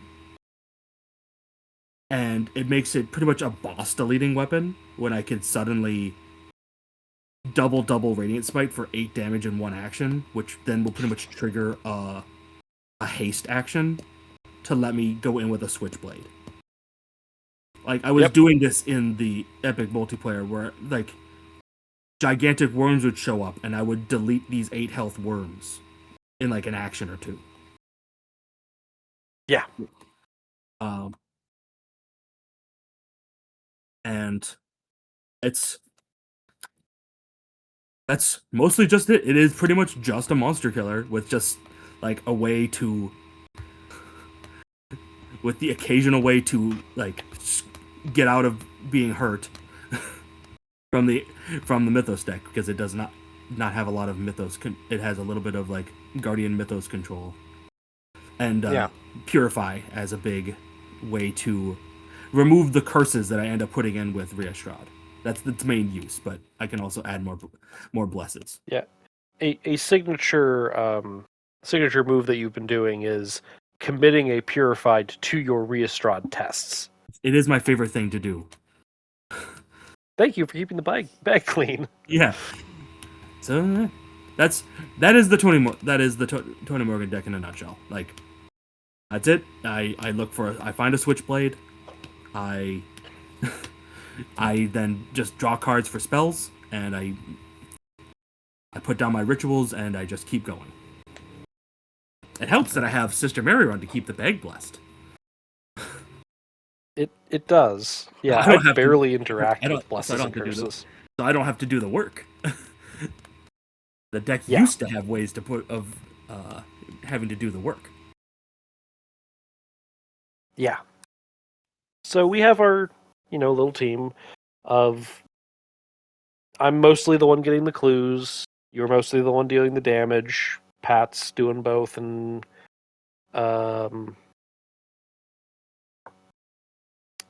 doing all the things. So yeah, let's talk about, unless you've got something else you want to add. Nope. Let's talk about a matter of Britain. So I want to be clear about this. We don't know what's going on. We've only played the first 3 scenarios. Accurate. Okay.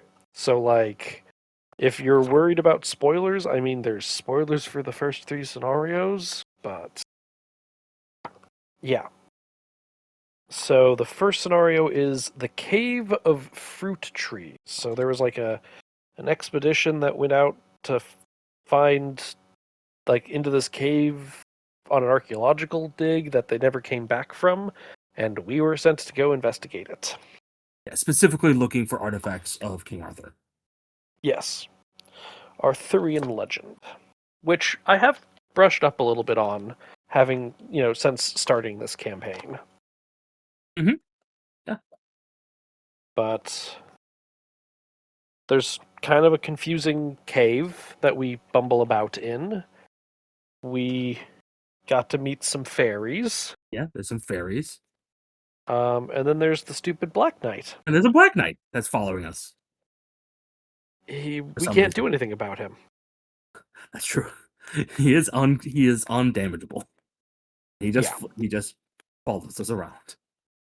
The Black Knight in the first three scenarios, again, just asterisk everything we say as the first three scenarios. Thus far, the Black Knight has solely been a Nemesis, Mr. X. To use like the video game, both those are Resident Evil examples. Yeah. Um, The force of nature. It's just there. yeah, you're every scenario. I will say this. Sorry, let's finish the thought before I go on a tangent. He's just a big force of nature that he'll follow you around, or in the case of the third scenario, follow something else around, and you have to. He's just there. That you have to deal with him being there, however it is you need to deal with him, but you can't kill him. You can't get rid of him. I will say a complaint that I have against the Edge of the Earth is that the terror from the stars shows up multiple times.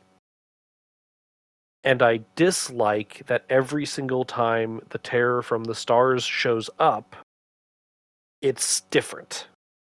The card is different, it does different things. It's fairly similar, but it's always kind of different.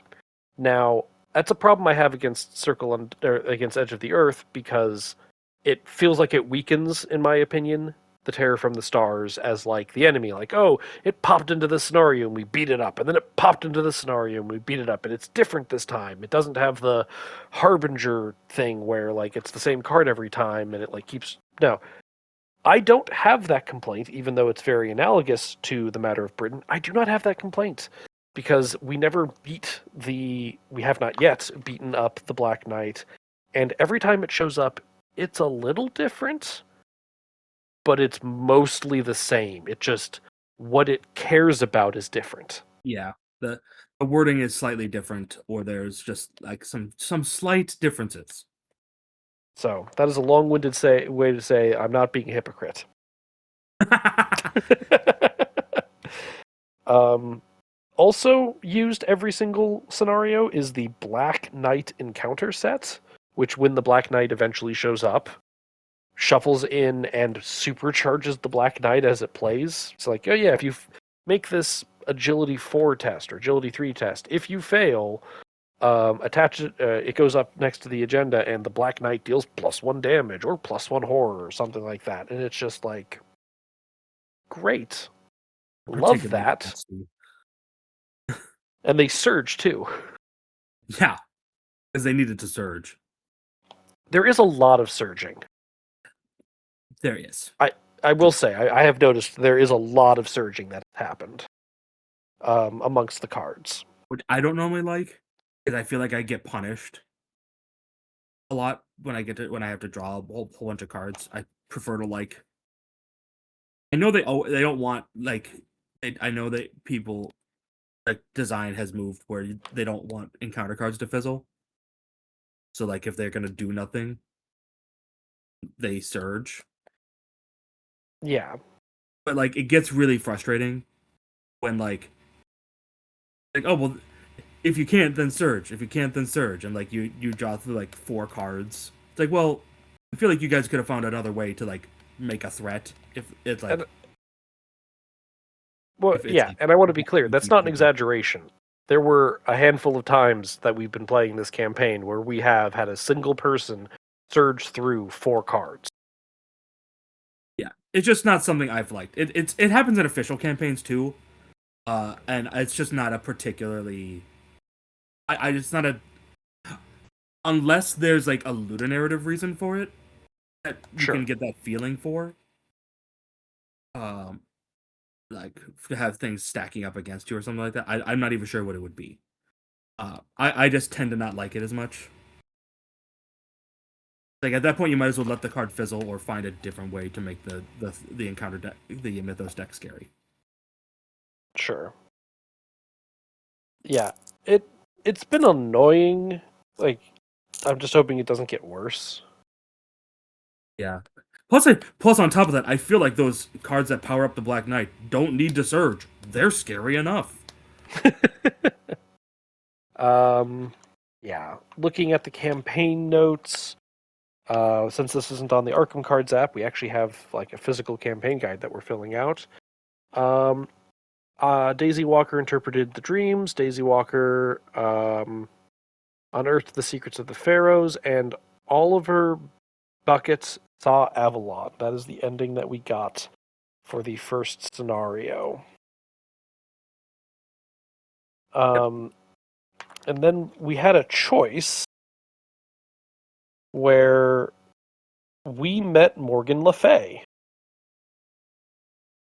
Yay! Sorry, Oliver Buckley. Sorry, And saw Avalon.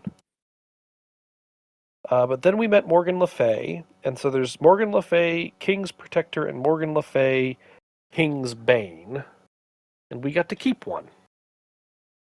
They're both very similar. They both give +1 will, and then when a tablet is drawn by you or at your location, I forget which exactly, it's in Pat's deck, because it gives +1 will. It's at your location. You get to put a token on Morgan Le Fay, and then you can spend tokens off Morgan Le Fay to basically produce either the King's Protector produces a bless at the cost of $1 and one of the tokens on the on her, and then the King's Makes it a Bane curse and gives you money. and gives you $1. Yeah, I think it gives it's you 2. neat. Yeah. It's neat. She's come in handy. Yeah, she came in handy in the last scenario for sure. And then we met Sir Arthur. So there's Sir Arthur Bottomsley. Sir Arthur. No, it's not Bottomsley. It's just Bottomley. Oh, Bottomley. I'm sorry, you're right. Sir Arthur Bottomley, which we have totally not made immature jokes about. And by we, I mean I have totally not made immature jokes about. Yeah, it was definitely you that just burst out laughing. Like, what are you talking? What can you do? He's British. They all have names like that. Hey, in my defense, it's like a nonsense land over there.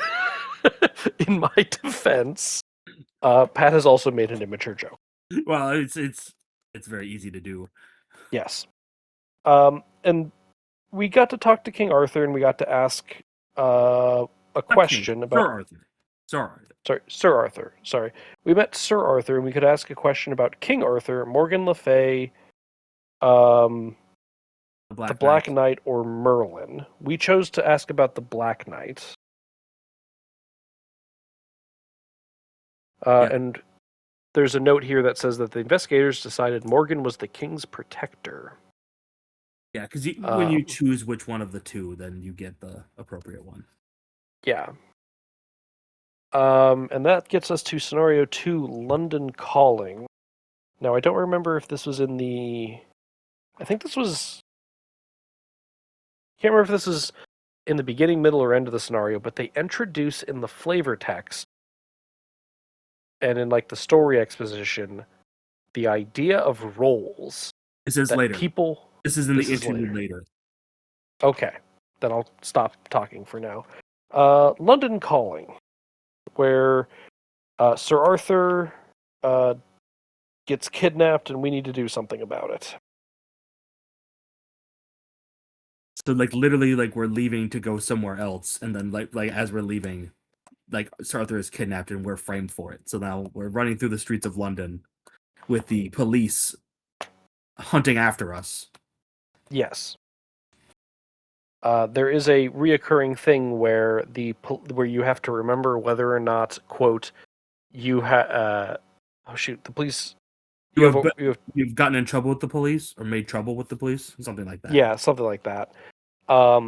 Which we tried really hard not to, because some police enemies will just straight up ignore you if you haven't made trouble. Mm-hmm.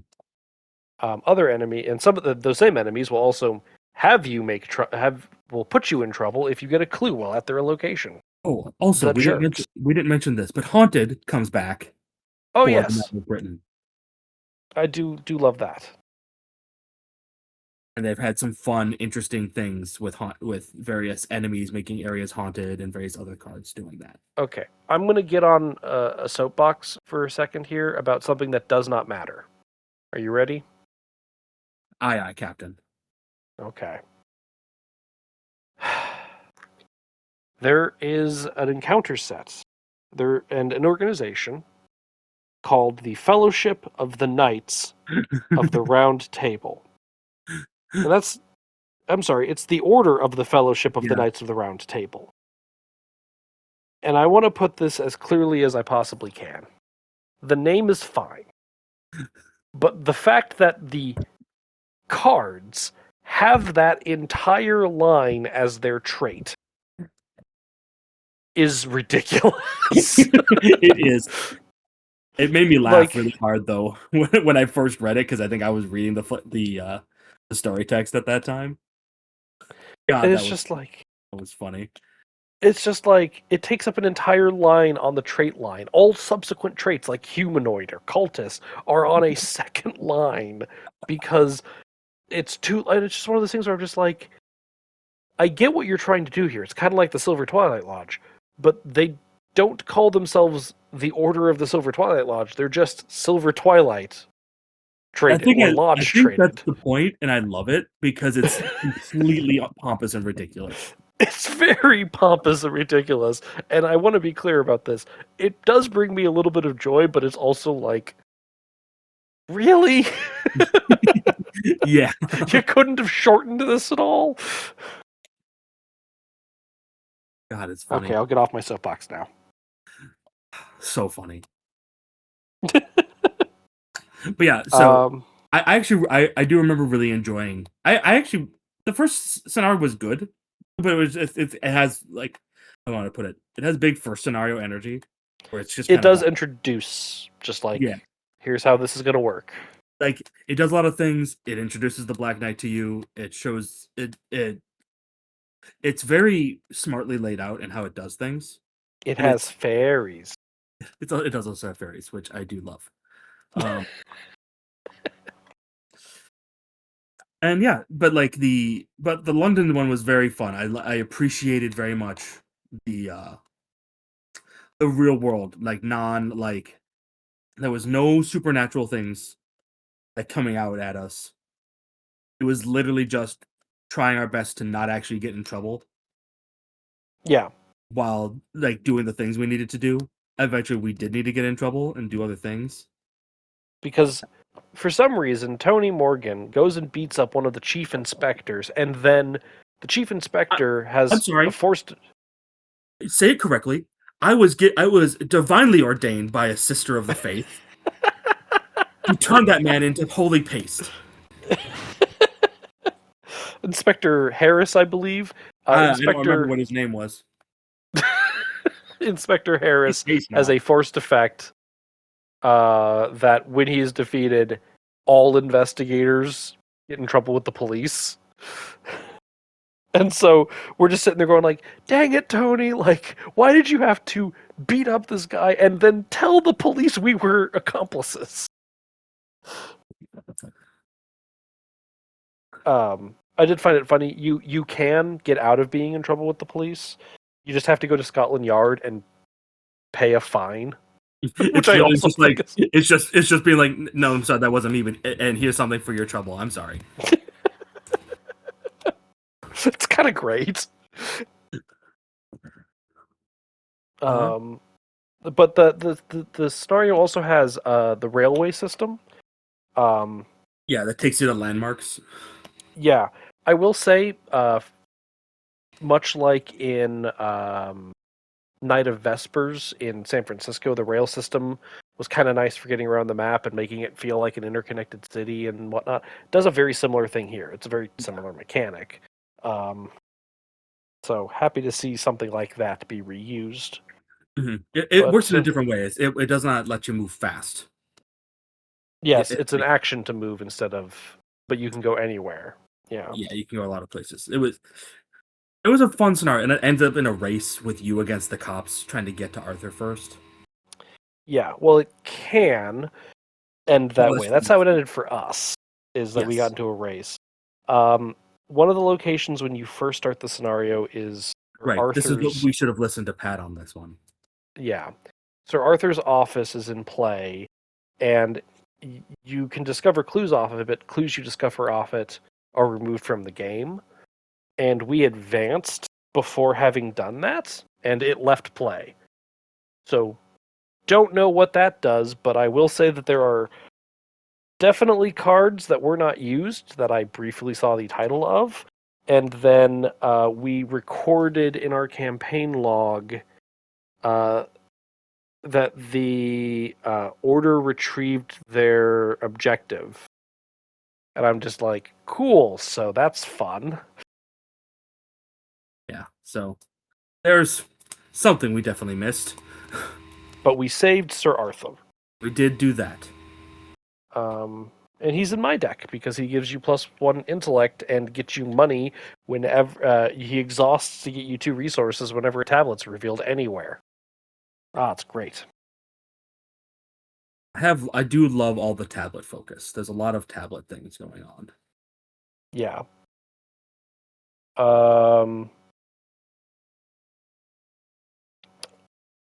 So we ended up saving him because it's a race between you and the cops to which one gets to him. We don't know. There's like I remember you reading it out. There's like 6 different resolutions to just scenario 2. There was so many. Like there's like 6 or 7. Like it went to like R7, and like we skipped a bunch. We read like one of them and then skipped all the way to like R6 or 7 or something like that. So Like, I'm interested to see what the hell that looks like. yeah, so it's definitely shaping up like I will definitely say, because we're not reading all the flavor text of everything, that first question that you ask Sir Arthur seems like it's going to shape a lot of the story. To be clear about your statement, there is during play we are reading all flavor text that we are supposed to read. I believe what you just Oh, meant was that I yeah, didn't read the flavor text out right now while we're yes, recording. that is what I meant. We are not reading the flavor text to everyone here as spoilers. Yes. And because I don't know if what I just said was accurate yet, so like, but it definitely feels like that first question is very much so like shaping the nature of our story in a big ways. It feels like it is too. Like that we've kind of they're on parallel paths, but that like we've shunted ourselves onto a path of some sort. Yeah, and this is also and this is also when we meet the Merlin, who is the leader of the Order of the Fellowship of the Knights of the Round. Yeah.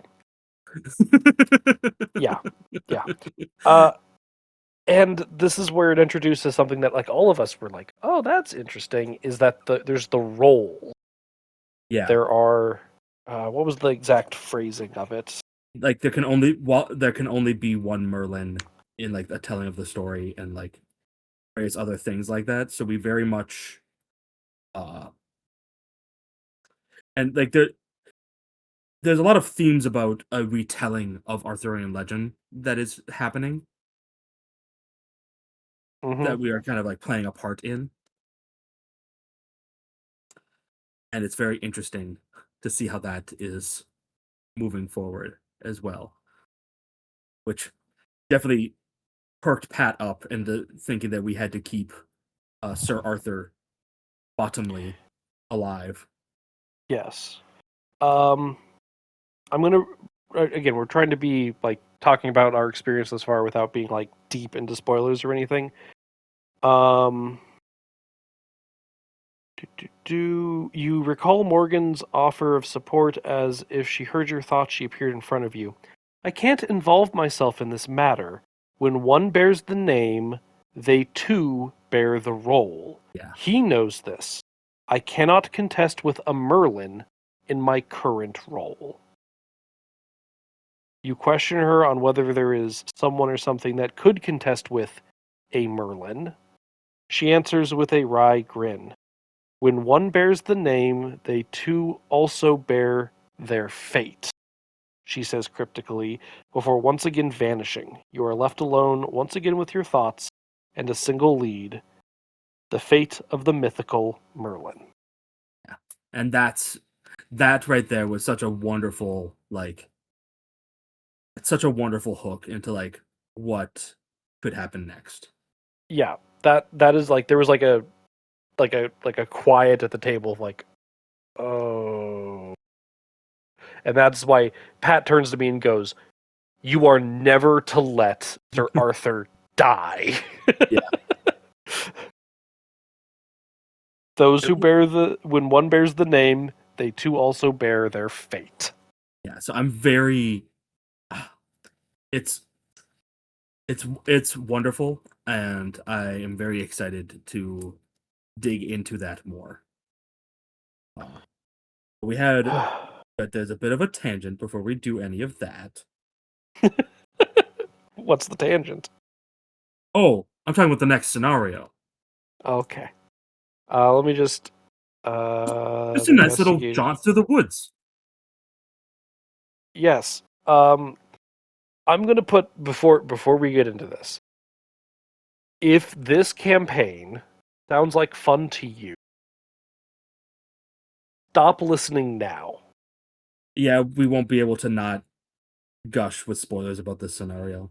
The next scenario is one that we cannot avoid talking about in certain lights.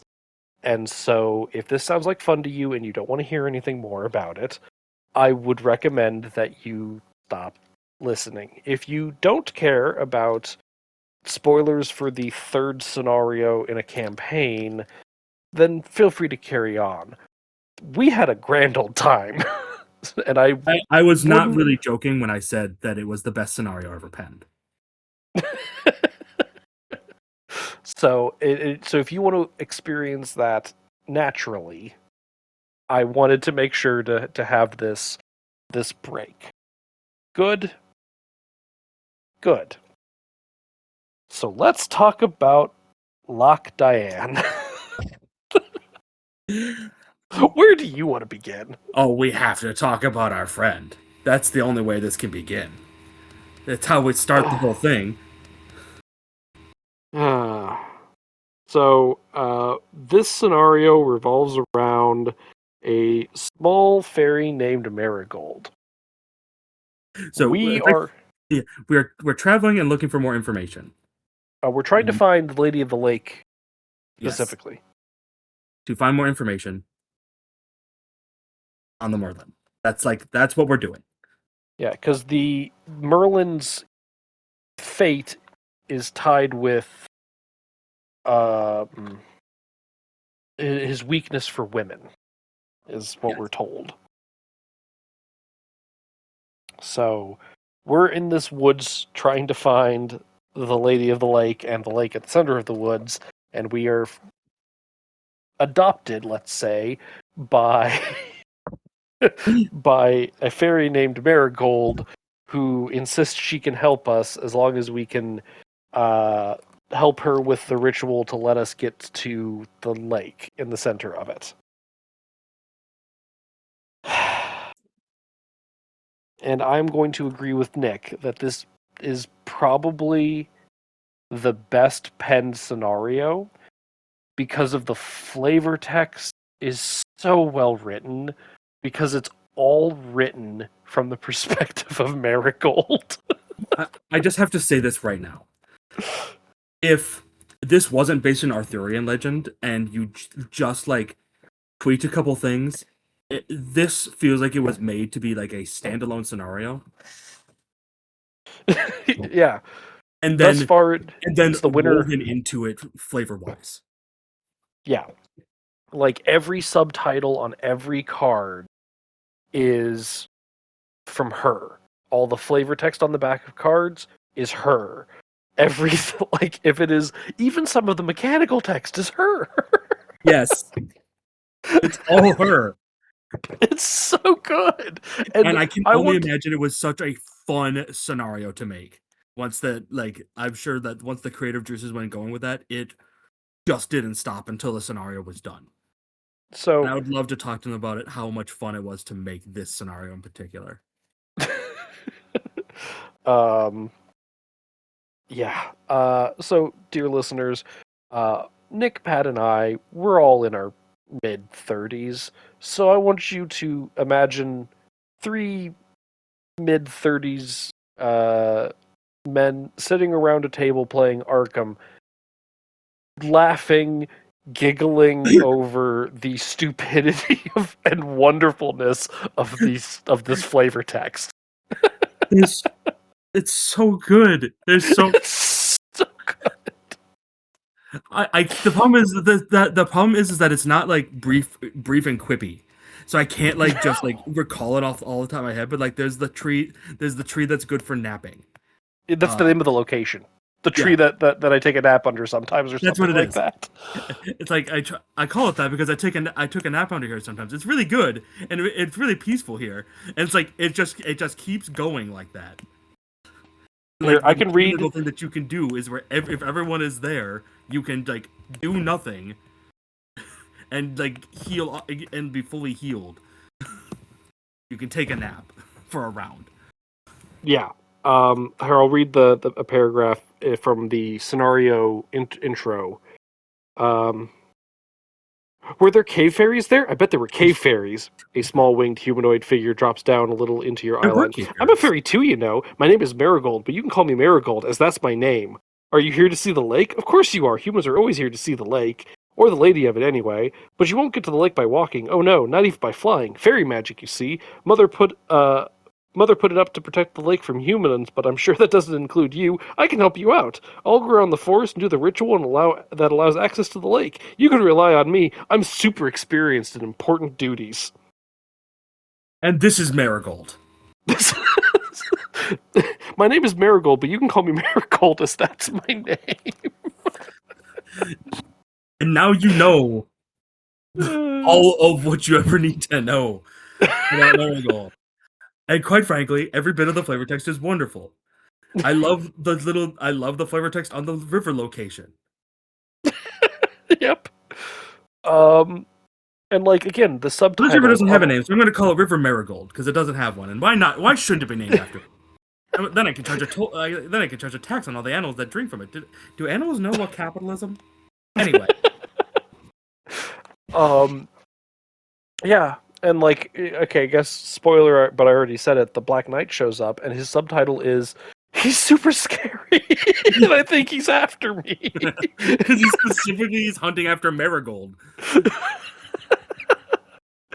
And so like the objective, you get this like weird circle of locations some with like some odd connections. Like everything's connected in a circle, but there's some like also like symbol connections that cut corners. And all you're told is you need to put down these ritual tokens to set up the ritual, but you're not told how many that you need, You just need one and to advance. You you just just need need one one. to.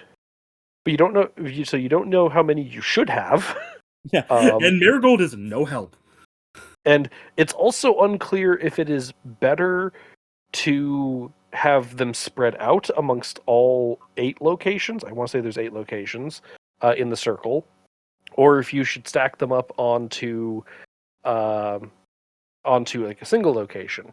And Marigold patrols to the nearest interesting location, Or and somewhere, or if there isn't somewhere. one. Yeah, and it's like the text is so good. But like it's the entire scenario. It sounds annoying when I put it this way, but we had a lot of fun with this. The Like entire scenario is just trying to keep this little fairy on task. it it is so surprisingly fun to like you have to keep track of which places like weren't interesting and that have now become interesting. Yep, because haunted, this location becomes interesting. Oh dang it! Now she's coming here. Or just like, oh no, there's a wolf over here, so now this location is interesting because there's a wolf at that location. Like, Yeah. okay Um. then. I won't tell you, dear listeners. I will not tell you what the effects are. But for future reference, there are advantages to both having the ritual tokens spread out, but there are certain advantages for having ritual tokens spread out, and there are certain advantages for having ritual tokens stacked up on a single location. Mhm. I'm not going to say that one is strictly better than the other. I'm just saying that there are distinct advantages to both. So after you decide that you've done enough. Once you decide that you've done enough, and I am not going to tell you what happens, I'm just going to tell you what our end result was. But once you've determined, because I don't want to take away anyone's first time playing. No, you gotta. So we made it we to the Lady of the Lake. We waited to the Lady of the Lake, who I'm not going to say was happy to see us, but she knows her role, reinforcing that theme. And we had to basically do a second ritual, not the same as the first ritual, but like there was a second like overarching task that we had to do for the Lady of the Lake. Yeah, we were trying to banish the Black Knight. That's what it was. From Thank the you. area. I was about to read the interlude on performing the first ritual. More rituals. I'm great at rituals. Did I tell you? Did you see the one I just did? Thanks, Marigold. Sure did, Marigold. I love you. Once again, you find yourself concerned about the results of putting your faith in Marigold, but with the Lady of the Lake taking the lead, perhaps the results will be more apparent. Put the Lady of the Lake, she's actually super nice, into play at the lake.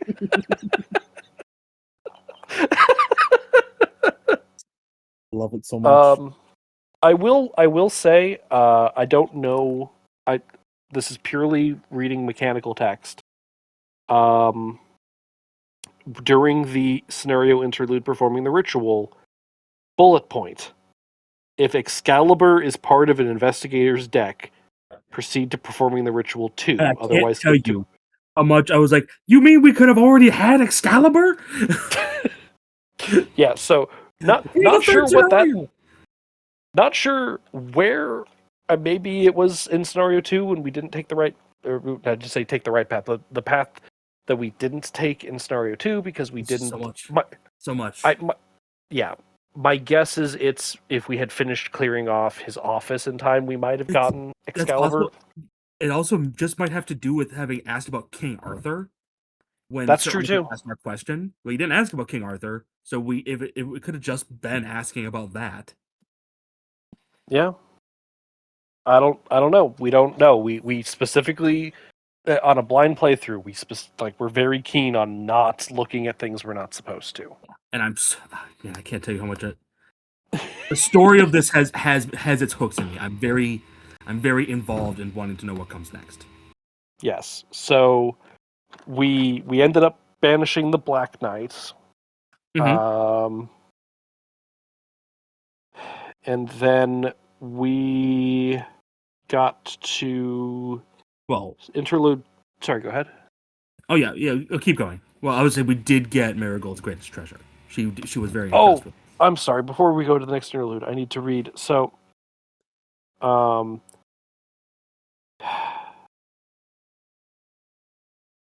read you again. I'll read you the flavor text here. Whoa, that's a pretty neat party. Wait, what these words? Yeah, okay. Well, that's a pretty neat party trick. Your attention is abruptly brought back to your fairy companion. I guess I'll have to keep an eye on the lake for a while. I'll do that alongside the quiet time duty. And not only did you get the lady as your ally, you also get my greatest treasure. She raises above her head and gives a small fanfare. I want to be clear about this. She's been, like, pumping up the, like, hype for this treasure the entire scenario. Take good care of it. It's worth its weight in gold. Any one investigator may choose. Sorry, each investigator may choose to add a copy of Marigold's greatest treasure to his or her deck. This card does not count towards each investigator's deck size. That is one bullet point. The subsequent bullet point. That's right. I have 4 identical copies of my greatest treasure. So what? So what? Next bullet point. Make sure to record in your campaign log that Marigold is very cute. It's important. Don't ever forget that.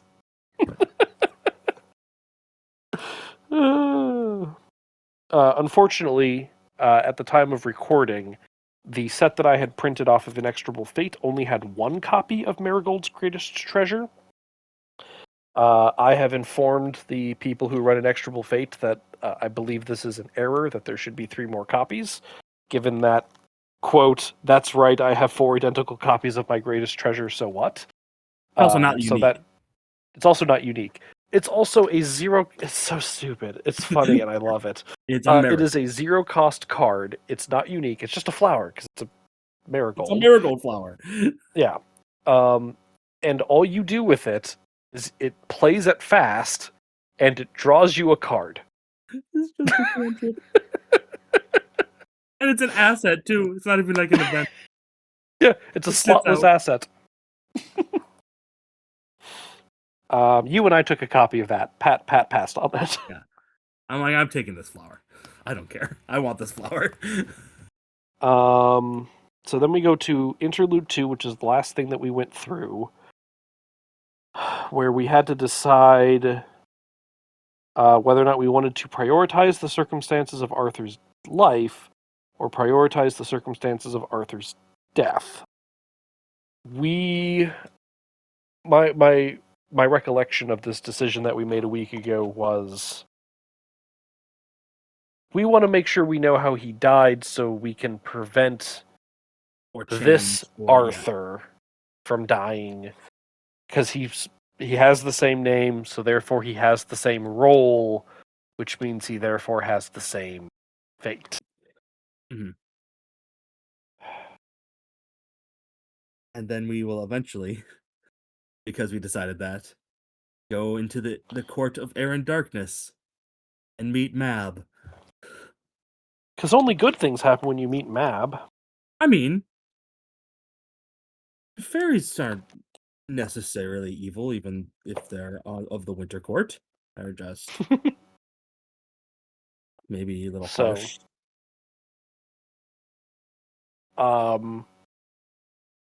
Yeah, I don't know where to leave this off other than I'm having a grand old time. It seems you guys are having a grand old time.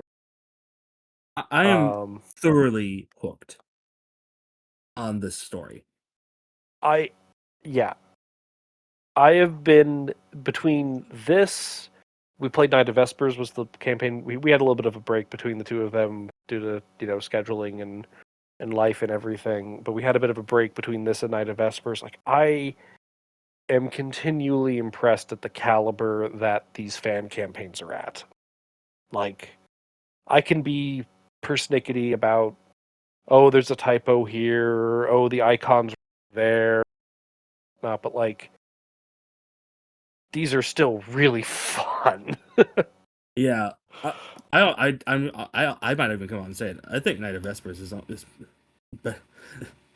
better than a lot than some of the official campaigns. Like I know those were newer and like some of them are newer and like they were like and like they get all the hindsight benefit of like all of the design decisions and mistakes. I liked Night of Vespers more than I liked. So, given the fact Hemlock as a whole, I like it more than Hemlock as a whole. Night of Vespers as a whole, I like more than Hemlock as a whole. But that's because that's easy for me to say because Fate of the Veil really drags that one down for me.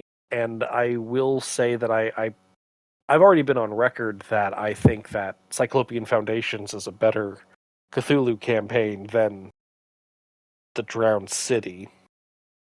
I have my own complaints, which I have already voiced Yeah, on the but podcast with the Drowned City, and I just feel like, and after hearing some of the things of what the devs said, I see so much on what happened.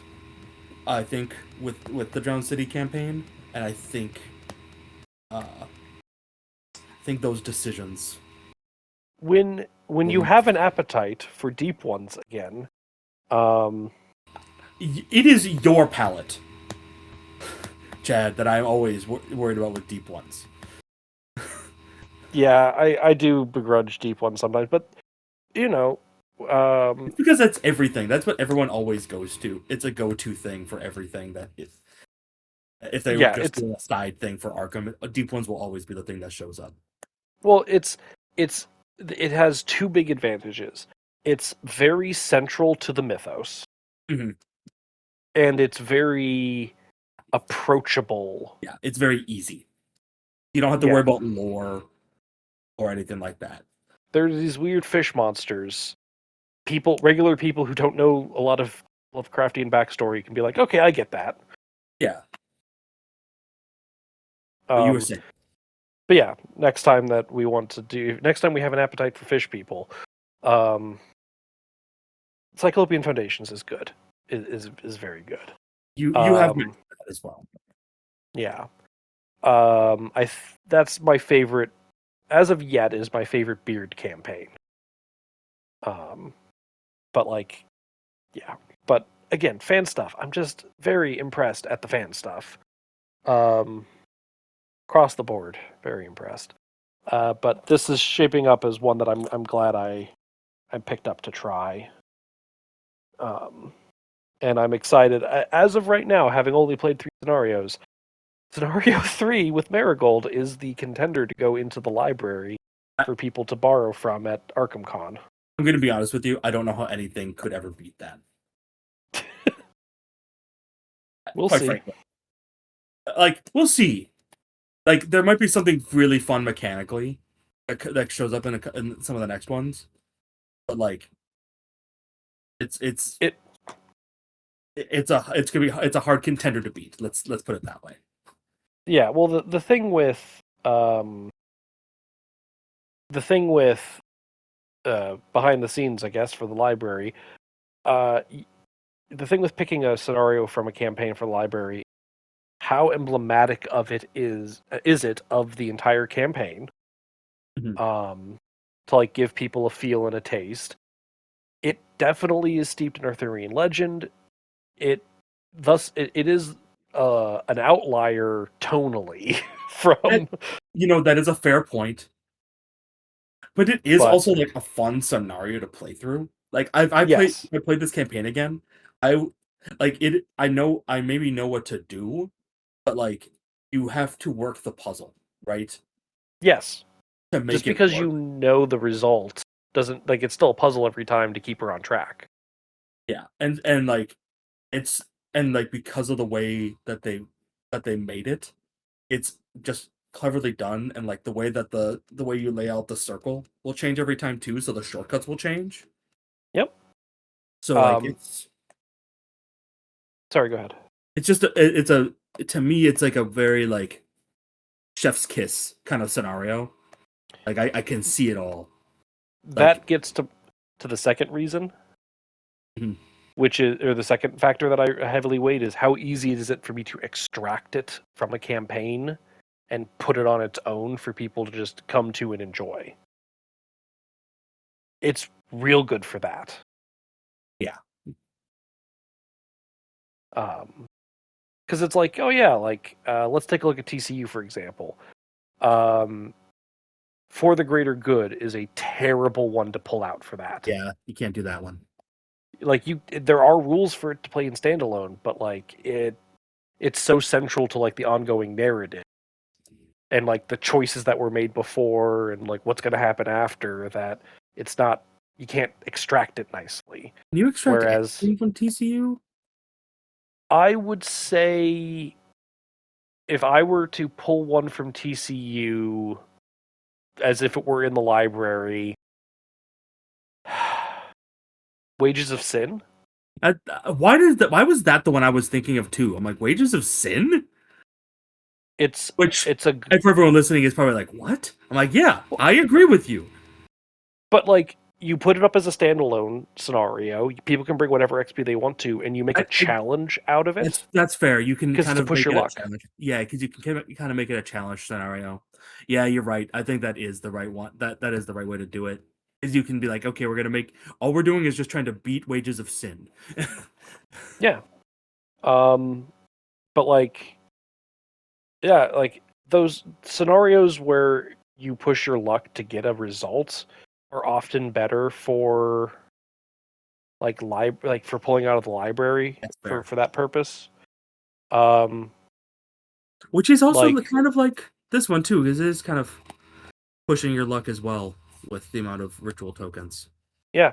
I mean, now that I know, like, I'm not going to say the number, but now that I know there's like a break point number of like, this is what you're kind of going for, because we were just blindly like, We placed a lot of tokens down before we advanced. We she didn't take any damage from any, she did not get hit, she did not get hurt. We protected her with our lives. We were very careful about that. we were very concerned. Um, yeah. Actually, that does make like I'm trying to think of like the drowned city. If which scenario I would pull out from the drowned city. Uh, Drown City, probably the one where you're like working the machine and like taking the locations there, Yeah, maybe. or the one with the wind. I was thinking the one with the wind was an interesting choice too. Um, these are questions I don't need to normally have to ponder. Of oh yeah, if I'm gonna like put one of the scenarios on a pedestal for people to like get an idea of the campaign, which would it be? I think actually the Um, Mountain Wind is a pretty good choice because it is emblematic of the fact that a lot of the uh Drown City scenarios are like puzzle scenarios, like the like interconnected puzzles. yeah.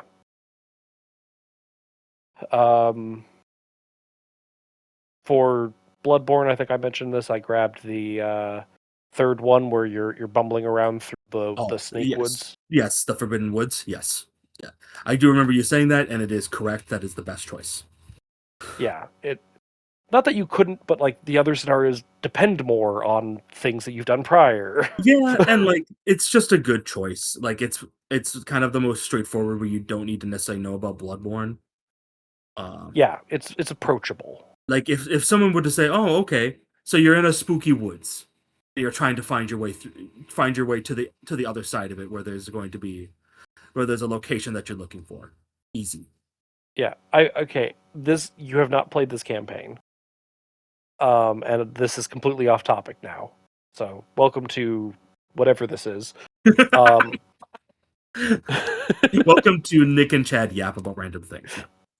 Yeah. yeah, kinda. Um, Ages Unwound.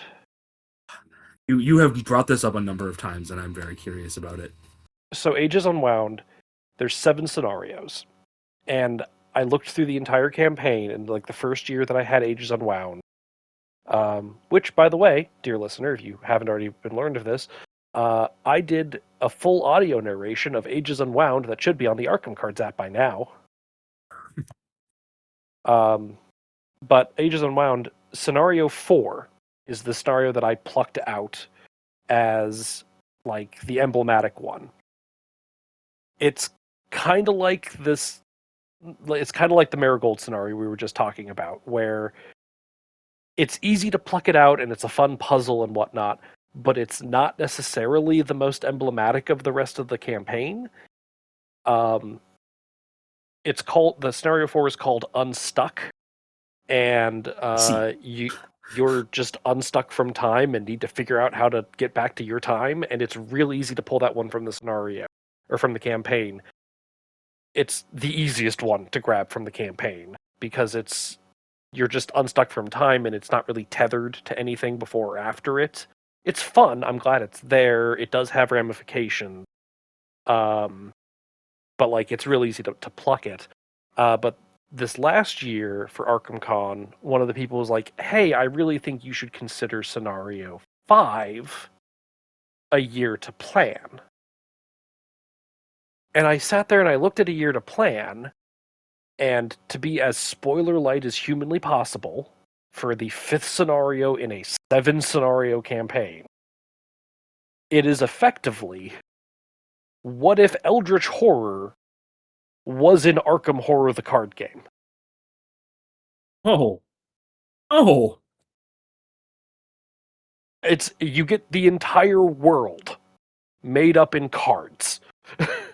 And you I'm have an entire year to gonna have do a bunch of random objectives. And I originally dismissed it because I'm like, well, it's too like central to like the plot and like the spoilers that are going on.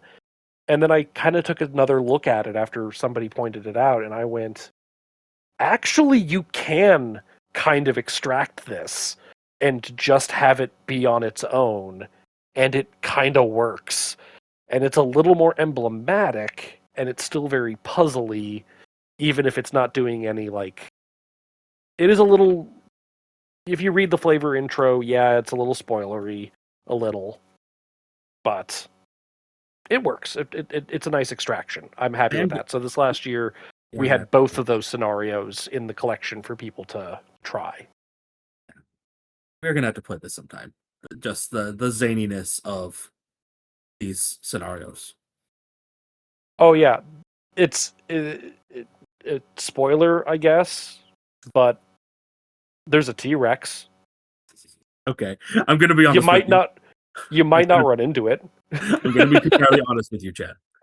You said the scenario, the campaign's name was Ages Unwound, and I'm gonna be honest with you. If I played through that campaign and there wasn't a whiff of dinosaurs at all amongst that, I would have think it was that big of a spoiler. As I said, I don't think it was a big spoiler. I remember Ages Unwound came out, I forget exactly when it was, but I remember at the time there was a comment about, like, oh, if the thing you wanted out of if you wanted the official Arkham campaign that deals with time travel doesn't have any dinosaurs. Well, if you wanted that, here's Ages Unwound. And I'm like, that's an interesting way to sell your campaign. I respect it. Yeah, I'm not complaining. I'm just like, that's an interesting way to sell it. I have not actually... I have never played... So, it being on Arkham cards is new to me. Mm-hmm. So, because every time I've played it before... Excuse me, I've always had to keep my campaign notes by hand, which, if you are not careful about, will screw you up royally. I believe that. So, yeah, we should play Ages Unwound. We'll add it to the pile of campaigns. Yeah, just add it to the list. But we should play that one. Partly because it's good, like it is good. Partly because I think you'd like it, and partly because I kind of want to see how the Arkham Cards app implements it. Yeah, and the last time I played it, it was true solo, and the finale kicked my ass. So you want a little payback, is what you're saying? It wouldn't be a bad thing. Okay. So we've been rambling for a while. Do you have any other final thoughts? Like I said, I am very excited. So, for everyone, I am not like steeped. Surprisingly, I'm a mythology nerd, and I find myself Greek mythology. You're all over that. General mythology. Greek is easy because like I got education on it, so it's kind of just drilled in the brain. Sorry, to be clear, I wasn't trying to peg you solely into Greek mythology, but if I ever have a Greek mythology question, you are the person I go to. That is fair. I do actually get those questions pretty frequently. But I like mythology in general. And it's often like the comparative mythologies and folklores as well, because like Chinese, Japanese, and Egypt as well. Those are like big ones for me too. But I find myself always being like, I know it's not like a mythology, but it is kind of. It's just not like a cultural mythology. It's like it's more folklore and legend. Mm-hmm. But every time I find myself brushing up against Arthurian legend stuff, I'm like, man, this stuff is always fun. There's a lot of ways you can take it. Yeah, and I'm gonna be honest. I have come to really like fae and fairies in stories. It's just something that, especially when they're expressed like they are, I'm excited to meet one of the queens. I'm glad you are. I'm terrified.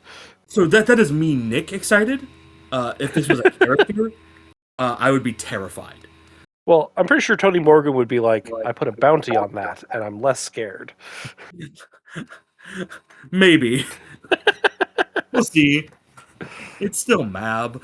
Um, It's still map. one does not just mess with a fairy queen. Um, so like I said, I'm very uh, excited to explore more and to play more in this space. And I'm very curious. Like this is a very it's the way this has been set up is very much like it's like planned for it to be played through multiple times, trying different things and like taking different paths through it. And so I can already feel like, oh, I wonder, like just various things that are like have been questions that we've been asked from our campaign log. Like, how do you mean that we could have had this already? Yeah. Yeah. It makes me want to go and try it again with different decisions. Yep. I'm sure once we're done with our blind run, I'll probably run through it solo and record it and see what I can uncover. Or if you want to play it with me on a second run, I that's might. great too. I might be entirely down for that. But yeah, Um, it's just the sort of thing that like it's the sort of this is the sort of new scenario like hype like new I should say like new campaign hype that I always get sucked into very easily. That's why yep. it's good for me that we only do one or two scenarios a week because if I was playing by myself, I would binge and play it in like 3 days. Um, I don't know what that's like. hmm. It's faint, and maybe it's because it's across the screen, but my sarcasmometer just had a blip. Yeah. It wasn't me. I was playing it straight. Well, on that note, since I've broken your sarcasmometer, um, I'll have to go get that fixed. yeah, Kind yeah, of a I know a guy. useful tool here. I'm surprised it's not off the charts all the time. Um, It's calibrated. It's for a oh yeah, calibrated machine. of course.